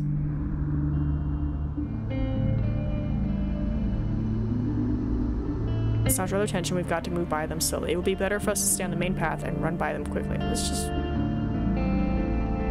careful steps are greeted with hisses, but the beasts either stay in their spots, not bothering you as you walk around them, or move out of your way, crossing the stream. A few of them don't even wake up. The valley once again turns into a lush forest. The path here is even narrower than it was before. We're halfway there! Let's go. Safe. The path ahead is overtaken by the thicket, but the fatigue is catching up with you. The remains of a hamlet have no dwellers other than rats and snakes. We should rest here, you say to your companions. You find a flat rock, cover it with your cloak, and let yourself sit idly for a bit before you open your bags. You may not find another time to have a few bites of food. Everything's good. Health is good, food's good, armor's good. I'm not worried about how clean I am. Sivy makes an annoyed scoff and keeps wandering about, examining the shrubs and bushes. Agidia sits by the ruined tower by herself, wipes her forehead with a cloth and takes her boots off. Delit sits down on another rock and grabs a bone comb. What a mess, she giggles. Cyrus spends a few minutes looking through the amulets hanging from his neck. His creepers rest on the ground, twitching every now and then. I let my back and limbs rest and prepare my tools. Okay, so what these ruins used to be. Judging by the stone wall and the now collapsed tower, it could have served as a shelter for 24 humans at once. There are no remains of any sheds, working stations, or tools, and you see nothing unusual about the surrounding rocks and plants. Check on her. She returns your gaze and gives you a kind smile. She's ready for the next challenge. Her new ponytail reveals her small ears. I wish I had some water-resistant food with me. I got soaked on that boat, too. For her food ration. She gestures for you to throw it to her, but after seeing your hesitation, she takes it from your hand, licking her lips. She devours it like a dock worker on a break. That's Tyrus. After collecting his ambulance, he winks at you and drinks something from a small flask. Ready when you are. It's Matt, protein shake? How you hanging there, buddy? Very green, this forest, he sounds if he's talking to himself, but then brings you a few wild fruits. Here, I found more than I can eat. Sweet, more food, let's go. Climb to the top of the wall and get a look around. The trail must have overgrown only recently, but the thorny bushes won't be crossed easily. Reaching the beaten track that leads to the proper woods will take some time. That way we'll let our arms rest. I may ask him. I'll give it a try. He puts on a confident smile and reaches forward with his creepers. At first you think he's gonna tear through the plants, but he then starts to mutter and the bushes bend to the sides, forming a humble tunnel for you. Let's go. See those harpies? She points above you with her bow. Let's wait no longer. Alright, what would you do? Buy a sickle sword, I guess. She lets out a weak giggle. Sivy, I can't fly. I'm in a good golem glove. While you have to look out for thorns, your fierce grasp helps you break and pull any stem that opposes the cuts of your blade. Once you reach the next section of the old road, you take off your thick gloves. Make sure there are no thorns stuck in your pants. The road goes straight forward, suddenly getting much wider. The ground is surrounded with collapsed branches, trampled seedlings, and dead roe deer. But judging by the beaten path and the pebbles under the surface, the trail is as old as the previous ones. Question. The fact that I'm like having to cut everything? Well, hold on now. He's been missing, what, 6 months? I haven't seen him since spring? Okay. They could overgrow again in 6 months. I think about the map from the giant statue. You're no doubt that this trail is the main road to the volcano, but it's not the only route. According to the stars portrayed on the statue, there should be a shortcut somewhere around here. A narrower one, but much more direct. Thoughts? Such a wide trail? Here? What would you do? She crouches down and gestures for you to join her. See these puddles? Troll prints. She draws the shape of an ape foot with her hand. It walks you often both ways. Better to look for another path. Good. Better than this than the thicket. What do you mean? A road is a road. Let's check. Behind a few fallen trunks, you find the remnants of the path. The rotten, dug-in wooden stairs leading up the hill offer no support, but there's plenty of paw prints on the ground and claw marks on the trees. It's now a convenient game trail. Let's see if it's clear. The narrow, twisted path takes you to a creek, then down the human-carved tunnel leading you through a rocky hill. The closer you are to the volcano, the more signs of humans you find. The abandoned tools, the overgrown fences and fire holes, the fruit trees, the trimmed, century-old oaks. A ribbon of smoke hides the stars behind it, though you still can't smell it. The mountain's upper half is black and gray from cold lava and ashes, while the lower half is mostly green, with short but lush trees and thriving flowers bathing in the moonlight. You see the shape of an open gate at the end of the road. Oh my god. I'm almost there. The stone posts are dark from dust, but as good as new, even though the crooked planks of the wooden leaves are beyond restoration. Seeing nothing on the top of the wall, you enter the partially burned ruins, with humble buildings sticking out from the layers spit out by the volcano. It takes only a few breaths before the first enemy jumps on the road from the roof of a ruined hut, and your crew prepares their weapons. It's a head shorter than you and walks on its hind legs, but has the head of a raccoon, though its ears are too small, the fangs too long, and the eyes resemble those of an ape. Despite its human-like posture, it leans slightly forward, with arms curled up. It has no tail and keeps sniffing, as if it barely sees you. Next is the boar-headed beast, with 2 sets of remarkable tusks and bristles instead of poofy fur. Then they're joined by two long-tailed rat folks and a fox folk and a lizard folk. Don't panic, squeaks Tevi, hiding in his hood. Look for the leader. The tallest one of them all is the beast with deer antlers. Oh no, I still have antlers in my thing, don't I? It steps forward and crouches down, touching the ground with an open palm. It doesn't make a sound, just pierces you with its almost human eyes. Its pack blocks the twisty path forward that is carved in the mountainside, narrow and completely open from one side. You think of the tales taught to all children in the Dragonwoods. The beast folk may be destructive, but if not threatened, they're willing to trade. You've got some food that you could offer to the creatures, maybe even enough to fill their stomachs. See if it gets closer and starts to whisper. Make at least one of them go away, and I'll clear the path for us. When you say I'll clear a path, you're gonna fight them? Observe.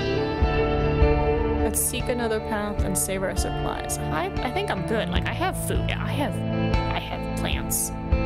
Observe them more closely. They wear no clothes and carry no tools or weapons. You can't tell if they're hungry, muscular, healthy. Their shapes resemble no creature you've seen before other than gnolls.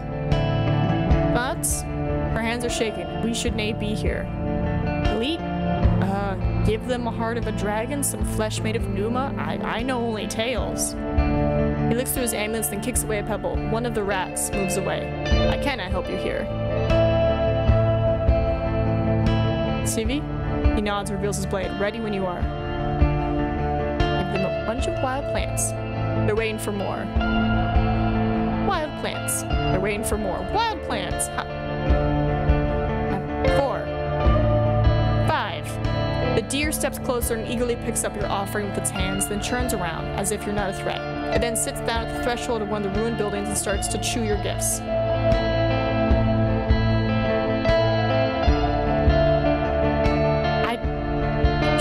Take the wild plants. They're waiting for more. I would like to keep my food. Alright, you know what though? Here we go. Maybe they'll let us leave. Let's look for another path. The beasts stay in the ruined village. You follow the narrow side path, reaching a lone tower made of stone. Though seeing how most of the loose bricks are on the outside of the structure, it could have been a hollow building used to lower down boulders from the platforms at the top. You roll up your sleeves and stretch out your arms. It may be an endeavor, but you can do this. And we're there. Perfect opportunity to use the bone hook. Bone hook! You don't put enough of trust in the structure to simply clamp the rope, but it secures you as you get higher. Look at my crew. What do you say? A bit more effort and we're there? My muscles will help me cross the largest gaps. Hey-ya! You compensate for the lack of technique and tools with your vigor and confidence. Looking at my crew. They may be tired, but give you encouraging nods and get to work, helping you reach the tougher spots. Once you get to the top of the tower, you easily reach the collapsing wooden platform. After pulling yourself up a few more times, you're on the ground, gasping for air. There are no monsters in sight, just the trail forward. I turn on my back and give the stars another look. Make sure the others are safe. At least it should be easier to climb down. I think looking at the stars is like checking the map, right? I want to make sure they're safe. The howling wind pushes your crew up the short path, between the tufts of grass, sparse yellow flowers, dormant ashes, and trails of cold lava. Your legs, unused to such long wayfaring, ache. Delit kneels down on the poorly lit ground. Someone was here, long ago, she says, but went only in one direction. Oh, it's my boy, isn't it? There aren't many signs of the past dwellers. The burnt cart, the collapsed shed, the digging tools made of antler or rusty steel. The trail ends at the cave mouth. The leaves of the gate are made of stone, now ajar. You push aside the battering ram. The light you're carrying guides your group through the complete darkness. The polished walls of the tunnel, free pointy rocks, were no doubt carved by human hands. Your steps are loud, unlike the gentle draft in the deep stream. You pass by another corridor buried by the mountain. You gesture for the others to stop. Something behind the corner kicked a rock that is now rolling on the floor. Let's see. Asterion?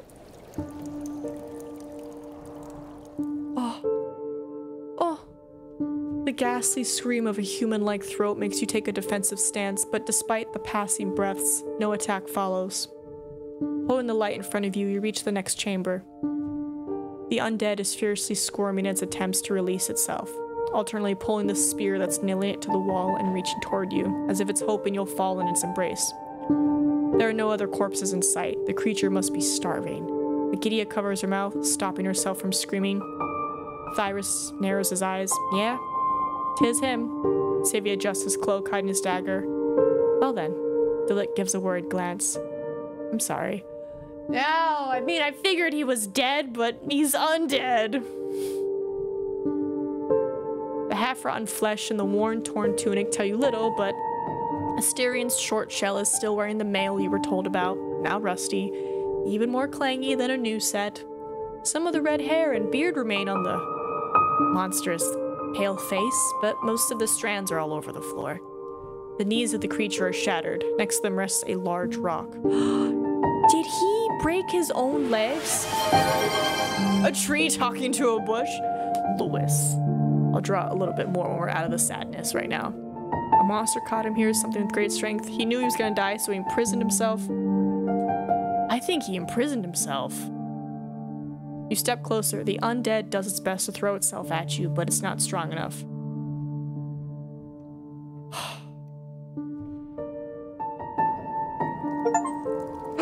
The labyrinth found Asterion. The quarrel shatters the skull, scattering its pieces over the chamber. The corpse leans forward, loosely resting on the haft of the spear. Your crew remains silent. The light flickers. You good? What? What? Did she just say, ah, fire? Her shoulders slope as she steps away. Is this nay weird? How souls like his get swallowed by the forest while Thias sits on her throne of dragon bones? She gets weaker and weaker from that illness of hers, but still has enough of breath to lie and scheme. Just stupid. I'm gonna search his bundles. Sivy is eager to assist you. Among the decomposing, soggy bags and pouches, you find a humble pouch of coins threaded on a bowstring, far from the 50 that you were asked to find by Pelt's innkeep. Other than that, you find no potions, weapons, or travel kit. Only a few unassembled torches. Check out this cape. Oh, look, his skull's gone. The centuries-old treasure spread among the collapsed racks and chests is mostly beyond use, but you do notice a few tools and statuettes made of now green bronze.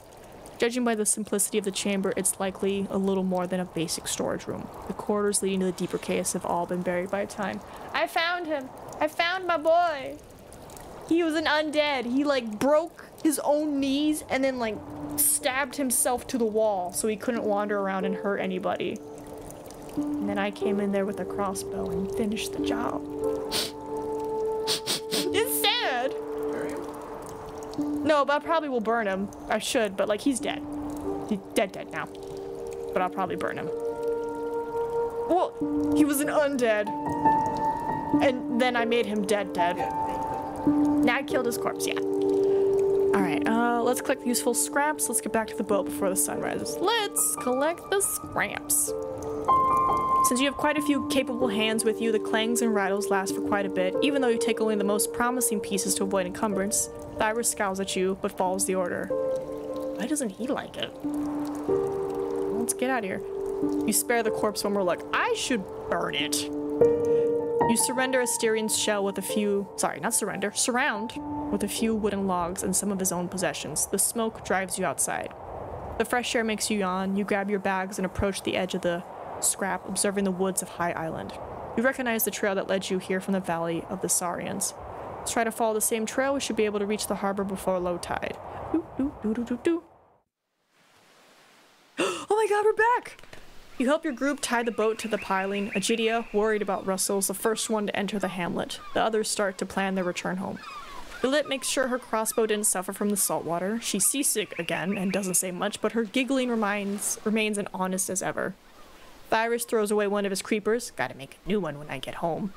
Civi holds his black soaked cloak in his hands. He says he can't wait to put your coins to use and leave the peninsula for good. Alright, I'm gonna follow Agidia.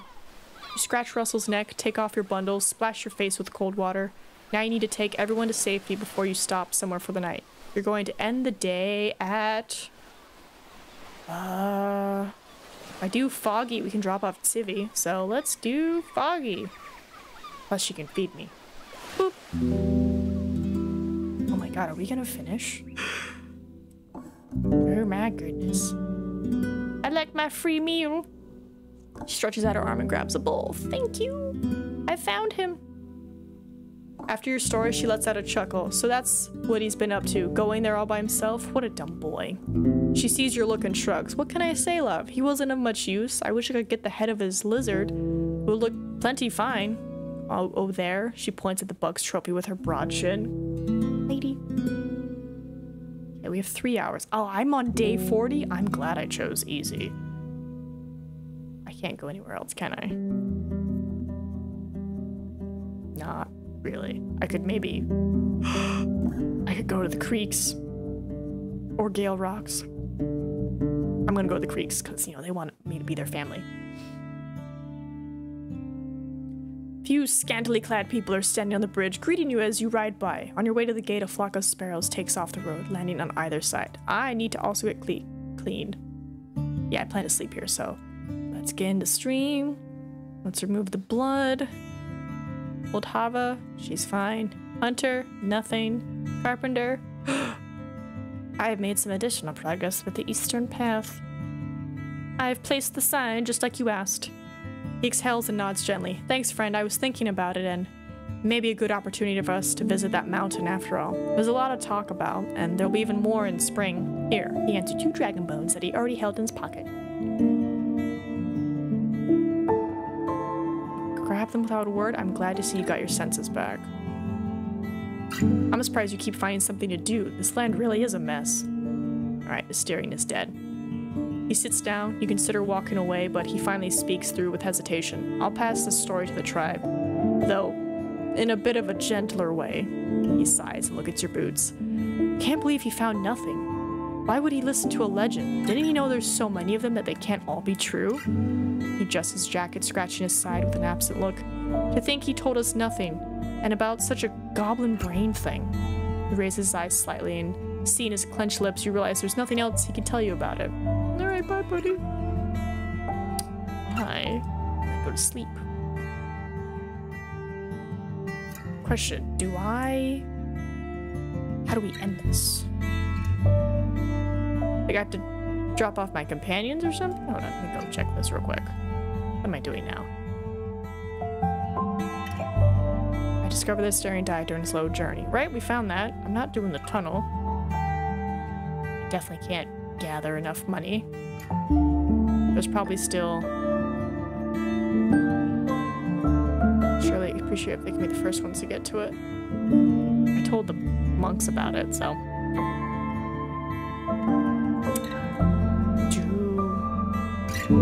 I guess I go to the Pelt? Or should I let other people know that he's dead? I shouldn't go here, because they're gonna be like, what? You went to the island? And I'll be like, ah, I did. Yeah, I guess we'll just go see if Tulia wants to leave now and drop off all the people. Guards, money! I make no money, that's fine. Alright, Quintus. Nope, still the same. Pyros, still the same. Innkeeper. Food. Let's frickin' go. Oh, I found a Styrian. You tell an abridged version of your story, during which you struggle to read anything from the innkeep's eyes. Once you're done, he tensely moves his shoulders, waiting for something. Here's the money he took from you. He taps his fingers on the counter, but takes a deep breath. Could be worse. Keep 5 of them. He looks down. May an ape on his head. Looks like I've been conned. The darkness of the room gives his eyes a sad look. You didn't know, but what do you think? Was he a crook? I don't think he would try to... Right? I was like, I don't think he would try to steal. He pushes his lips. Maybe. Maybe not. There's only so much trust I'm willing to give him. I'm gonna keep my hopes low. He looks down. I'm glad you're trustworthy. Getting to an island like that? That ain't an easy feat. This peninsula needs people like you. There's too many things happening away from everyone's eyes. I'm gonna take a little gander. Wait, didn't I find someone else I wanted to ask about? Decima. I don't know who it is, but I've heard some sorcerers with this name. Okay, cool. Change. Main hall. Tulia. I found Asterion. Tulia doesn't interrupt you, nodding as you keenly listen to your tale about clues and rumors, the old tribes, and the awakened corpse. She ponders for a bit, looking at the oven. So, what do you make of it? Not the brightest death I could wish for someone. Fair end. You bit off more than you could chew. Wait, why would his kids face the consequence? I don't know what to think. I'd like to know his perspective. Honestly, I made it the same way. I don't know what to think. I think, fair end. You two had this in common. I wouldn't travel to a wild island. We just came back from it. The smile turns into a chuckle. You're lucky to still be here. Stay on the roads, says the guy who spent half a year in this hole. Let's see. Risk-taking is the only way to get somewhere in life. Yeah. Spoken like a true adventurer, she scratches the back of her head. Her hair has started to show, and you're not going to stay here for long. A road warden who wants to stay alive needs to know how to say no to their ambitions. Yet, I bet that once you get used to these roads, you'll get bored of them. Yeah. She stretches out, heads upstairs, and brings you a few items. There's enough of them to make her stumble, but she covers her embarrassment with a chuckle. Well, this is my part of the deal. She rests 2 weapons against the table. You remove the cloth wrapped around the spear's head. It's sharp, made of steel. The shaft is made of thick oak. The steering must have had pretty large hands, and is partially covered with linen cord and leather straps, intended to support one's grip. The bow is currently unstrung, but it'd be about 5 feet long. The polished red oak shines in the light. You wonder if you're too old to learn how to shoot such a weapon. Look at the table. The leather pouch must be decades old. You shake it. There's a few bones inside, but also something made of metal. You reach for the earthenware bottles. 3 of them are very similar to each other, small as your fist, and all are sealed with wax, though the tiny sticks in them will enable swift opening. Tulia explains why they contain small amounts of a healing concoction. The last bottle is much larger. There are 2 letters engraved on its surface unknown to you. The soldier has no idea what it is. Finding space. Quest completed. Find the road warden. You received Asterian's equipment. Russell spares you a glance as you reach towards your bundles, but then returns to its nap. You take a deep breath. You could have taken the easy way out, but you didn't. Your back, buttocks, and legs are aching from the long journey. The first night you spent on the peninsula feels like a lifetime ago. Yet you're still here, and who knows, maybe even rich. Do I leave? How do I end? Right? Because I'm assuming there's still things to do. I'm not gonna worry about the tunnel. But we are gonna do a save. Was this the spooky save? I think that was the oops-a-daisy. I might have gotten her to dislike me save. Alright, so there you go. Put that there. Do I leave? I think I leave. I don't know. Right? Because, like, I think it's good. Like, I found him. I got, like, an answer from almost everyone about if they want to join the guild or not. And I don't want to bother with the dead in the tunnel. And neither does the village that's guarded by it. They're like, no, we'd rather have the dead there because then no one else is going to come through. You know? It's blocked off on their side, but it's open on the entrance. So they're like, look, either people go around, we see them, or they come through the tunnel and die. I guess we finish our adventure.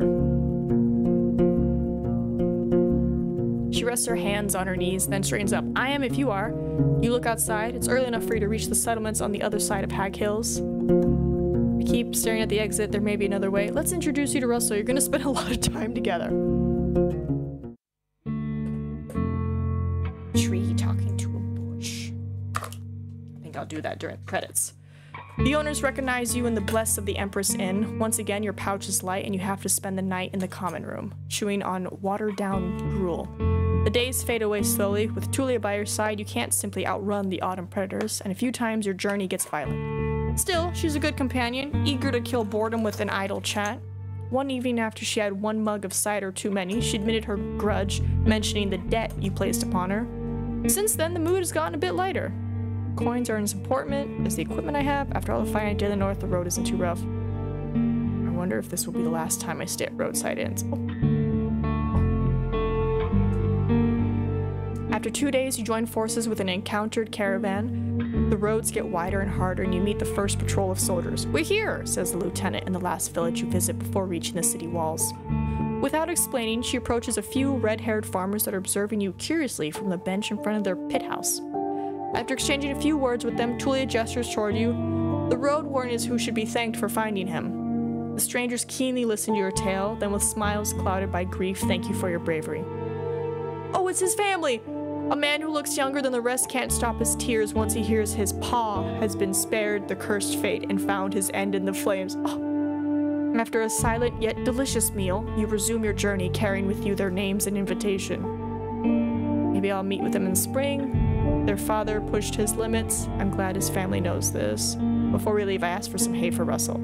Question, can I go back to Creeks? I was like totally given a family. By the way, baby, there was a village called Creeks, and there was like a throuple, and it was a he, him, she, her, they, them, and they like had this little competition to figure out the baby's name because they couldn't decide. They're all dead. It's very sad. Dead throuple. Don't like it. But the like leader of the village was like, hey, the blood is growing thick in our village, you know, after everything. You wanna live here? I probably should have gone back and told him my answer. But I was like, yeah, let me just go finish some things first. I probably should have stopped by him and been like, I did stop by there. I was like, I found a Styrian, I think. Whatever, I hope I go back there. I want hay for Russell. After taking care of some chores and meeting a few friendly faces, you leave your mount in the stables, which, as it often happens, are almost empty. Your eyes are used to the usual conglomerate of ruins, the makeshift huts and sheds, the restored whitewashed houses, and the few well-kept residences that managed to outlast the invasion. You nod toward a few passerby, but aside from the marketplace, Pavlovan is quiet. You take your equipment to the backwood corner. It's a bit pricey, but your friends at the Apple and the Boar will be happy to offer you a short stay. You listen to the rumors, but as minutes go by, no one approaches you or asks you for help. The trade goes fine, you hear. The city chief has a daughter now. A new ship is ready to sail. The taxes are coming. The beasts of the harbor keep bothering workers. But there have been no deaths recently. Joining groups of patrons, let's drink. I keep to myself, enjoying the calm. Main watch while I listen carefully. Now I'm gonna enjoy the peace and quiet. I've been on the road for 40 days. The noises of the drunkard crowd hinder your sleep. You head downstairs and fully wake up only after you get served the remains of the last day supper. Fish pie with a few slices of boar ham and a mug of weak beer. You listen to the Emperor's Mask, the hymn from the old times, coming from the window. Pavlovan is returning to work. When the messenger shows up, you let out a sigh. The merchants want to see you in an hour. You spend some time at a public bathhouse and prepare your somewhat clean outfit. In the streets, you blend in with the working folk. On your way, the familiar faces spare you a few nods, but as always, the city folk are too busy trying to make ends meet. Let's see. No one's wasting my time. Buy Russell some apples. Yeah, let's buy Russell some apples. He was a good horse. He almost broke his foot. Because it went through a bridge and like his leg kind of went cocoon and he started freaking out. And I was like, no, we're so close. He's okay. They didn't break his leg. After a few hours of exhausting examination, you lean against the wall, observing the arguing leaders. Their jewelry and rare furs could provide for many northern families, maybe even pay for a new stronghold. You wouldn't recognize the priests of the United Church. Oh my god, am I still wearing my necklace? Am I? Oh, fudge, I am. You know what? It's fine. It's fine. It might be fine. At least you had more luck than that poor wretch, mentions one of the traders. No one here remembers Asterian's name. The news you brought from the island is of great value. You ask for something to clear your throat. Your detailed description of the peninsula made quite an impression, and you may be asked to speak with a cartographer later. And getting in touch with so many northerners helped you describe the complex web of connections. You fill the gaps in your report. You discuss the recent disappearance of a trading caravan, Utica's Golem Glove, the few times you crossed the heart of the woods, the rumored access from the coast, the copper vein in the lands of the locals, the shelter by the northern road, and the now flooded mine in the south. Still, it's your dealings with the tribes that will have the greatest impact on their decision. I recollect the blizzard of questions about this. I relax and wait for them to address me. The oldest soul at the table, who started her life in the guild as a simple innkeep, smiles at you. Where do you think we should start, Lavanus? What do you mean? One of the artisans chips in. We need to discuss this in detail, of course, but we can't bring guards and builders to all the villages at once. Since you know the peninsula better than anyone, where do you think would be the best starting point? Old Pagos will need you, yet has a lot to offer. White Marshes is weakened and lacks guidance. You can turn them into the perfect outpost. You're still dealing with the plague, so I would say White Marshes. The clerk puts a wax tablet on top of the pile, then opens another one, letting out a long sigh. I keep writing the P.5 Sula. Does that place have any name? There's one I can think of. How would you call the peninsula? Oh god, what is it called? It's not Hag Hills, because that's where I came from. I think I can, but I also don't want to. And I wouldn't know where to look in my journal. Groups and places. Is it Hag Hills? No. Druids tell me anything? Oh no. I don't know what to name it. Any suggestions?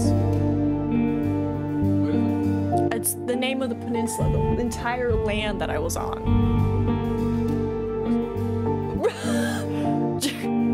Just Russell Land?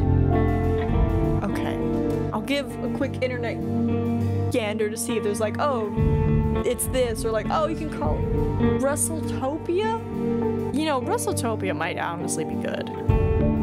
Warden, name of the peninsula.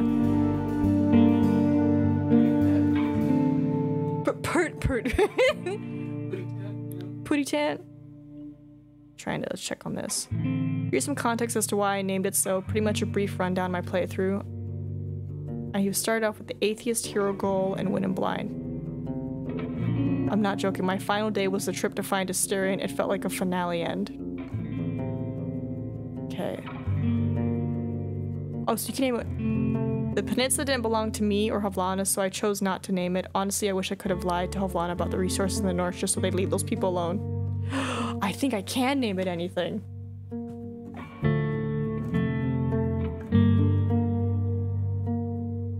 How would you call the peninsula? What is it? Russellpedia? Russellpedia?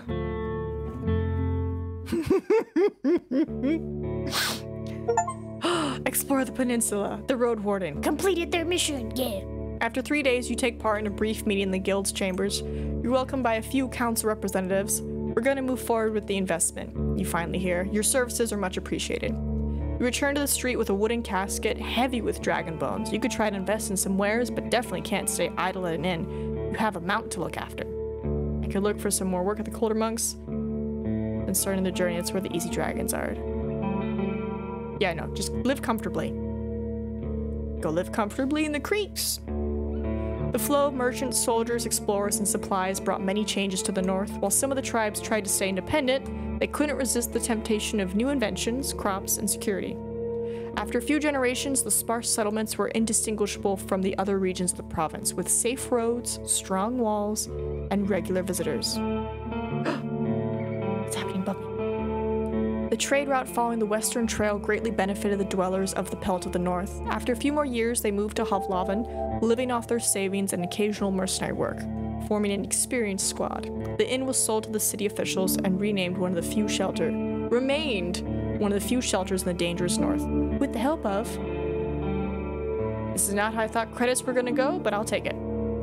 While Howler's Den wasn't at first considered a crucial part of the new trade route, Thias's charm managed to bridge the gap between her and the council representatives, and if there were any objections, they were muffled underneath her iron fist. However, lacking in resources, the village could never be fully free of its dependence on the other tribes. More and more words of the city folks sunk into the speech of the locals, and as time went on, their customs changed. After the priests of the rite arrived, the mayor was among the first souls to convert. Their influence of the druids dwindled, never to recover. Gideon never forgave the sins of her neighbors. Afraid to face her mother, she decided to leave the peninsula in spring, forming a group of adventurers who were eager to save innocent lives even without pay. While she couldn't reverse the destruction of Steep House, her noble deeds helped her spend her nights in peace. Steep House didn't stay alone for long. The people of Howlers worked together with the city folk, turning the scattered brick and logs into a wall to protect the trail from the beasts of the woodlands and getting rid of any trace of the northerners' wrongdoings. The tribe of Old Pagos lost many lives in the plague, but the supplies brought to them by their friends from Gale Rocks helped them overcome the harsh winter. Thanks to the revitalized trade route and the earnings from their new copper mine built by the Eastern Road, the locals returned to their craft, providing an essential material to the now growing security of the northern roads and settlements. Their famous statues soon reached the houses in the city. The tribe kept their savings for the darker days, but many years would pass before they felt hunger again. Tertia stayed in the village, but rejected the further responsibilities of a leader, returning the power to the elders.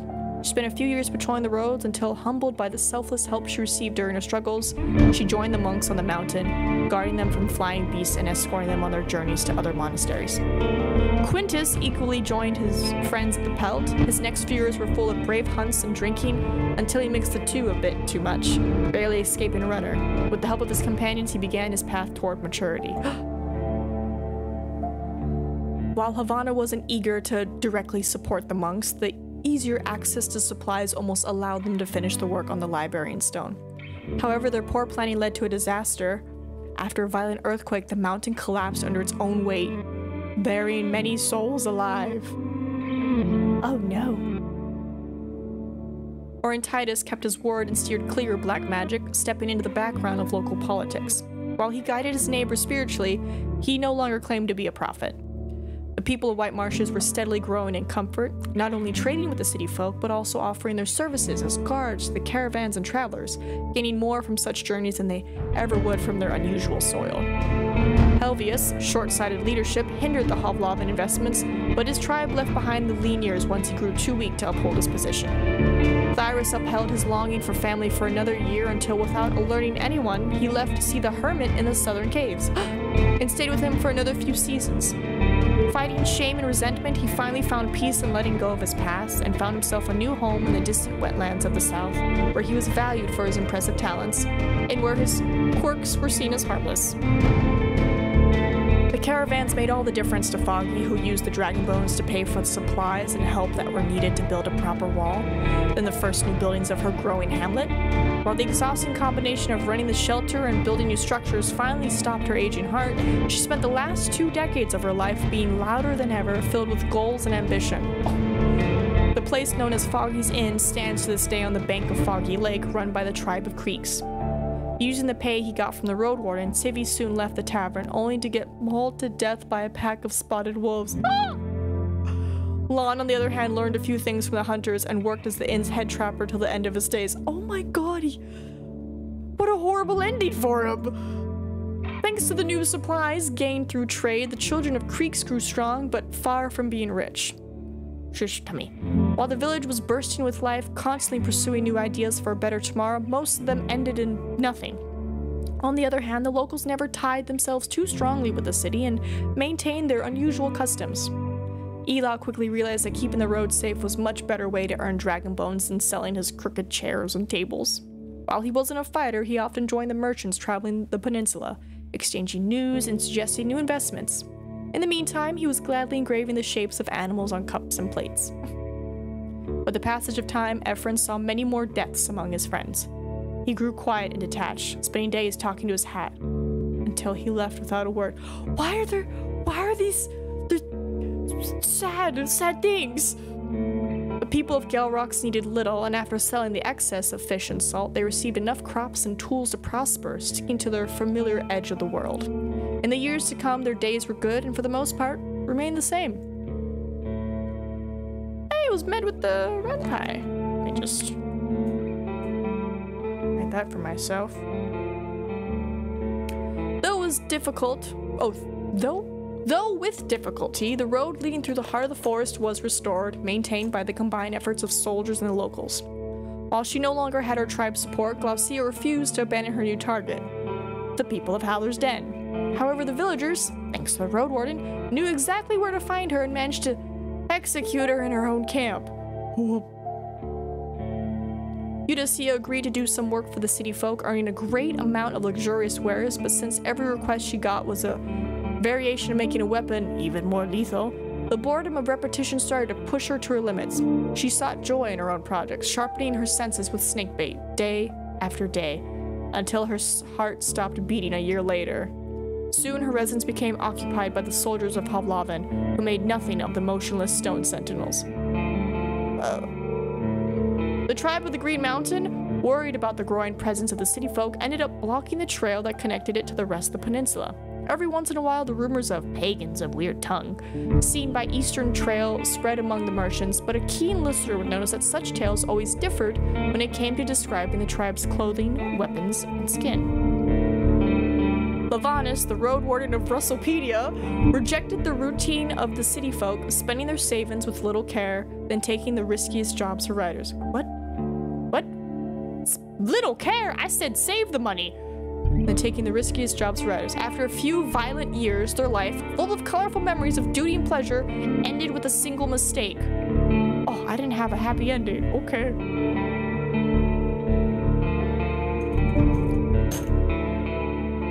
Wow! That's how you're gonna end for me? Okay, well, let me just draw a tree talking to a bush. It's not gonna be a happy tree or bush, because what an ending. What an ending. Because it's a tree. Yeah, it's a tree talking to a bush. Okay, cool. I like the little credits on the side. That was fun. This is a very aggressive looking tree, but you know what? We'll take it.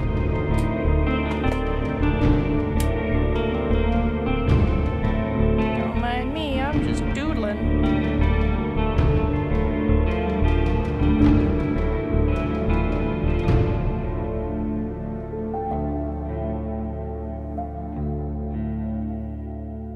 This is more of a tree shouting at a bush, but you know what? It works. There is your drawing request. There you go. Wants nothing to do with him. Just like, blah, blah, blah, blah, blah, blah. But we did it. What an ending. People died. People prospered. I was hoping I would go back to Creeks and live out my life there, but apparently not. So, thank you, everyone.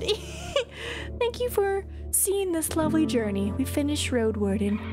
I'm gonna go see if the roomie's on so we can raid him. Thank you. Suzu's Masi.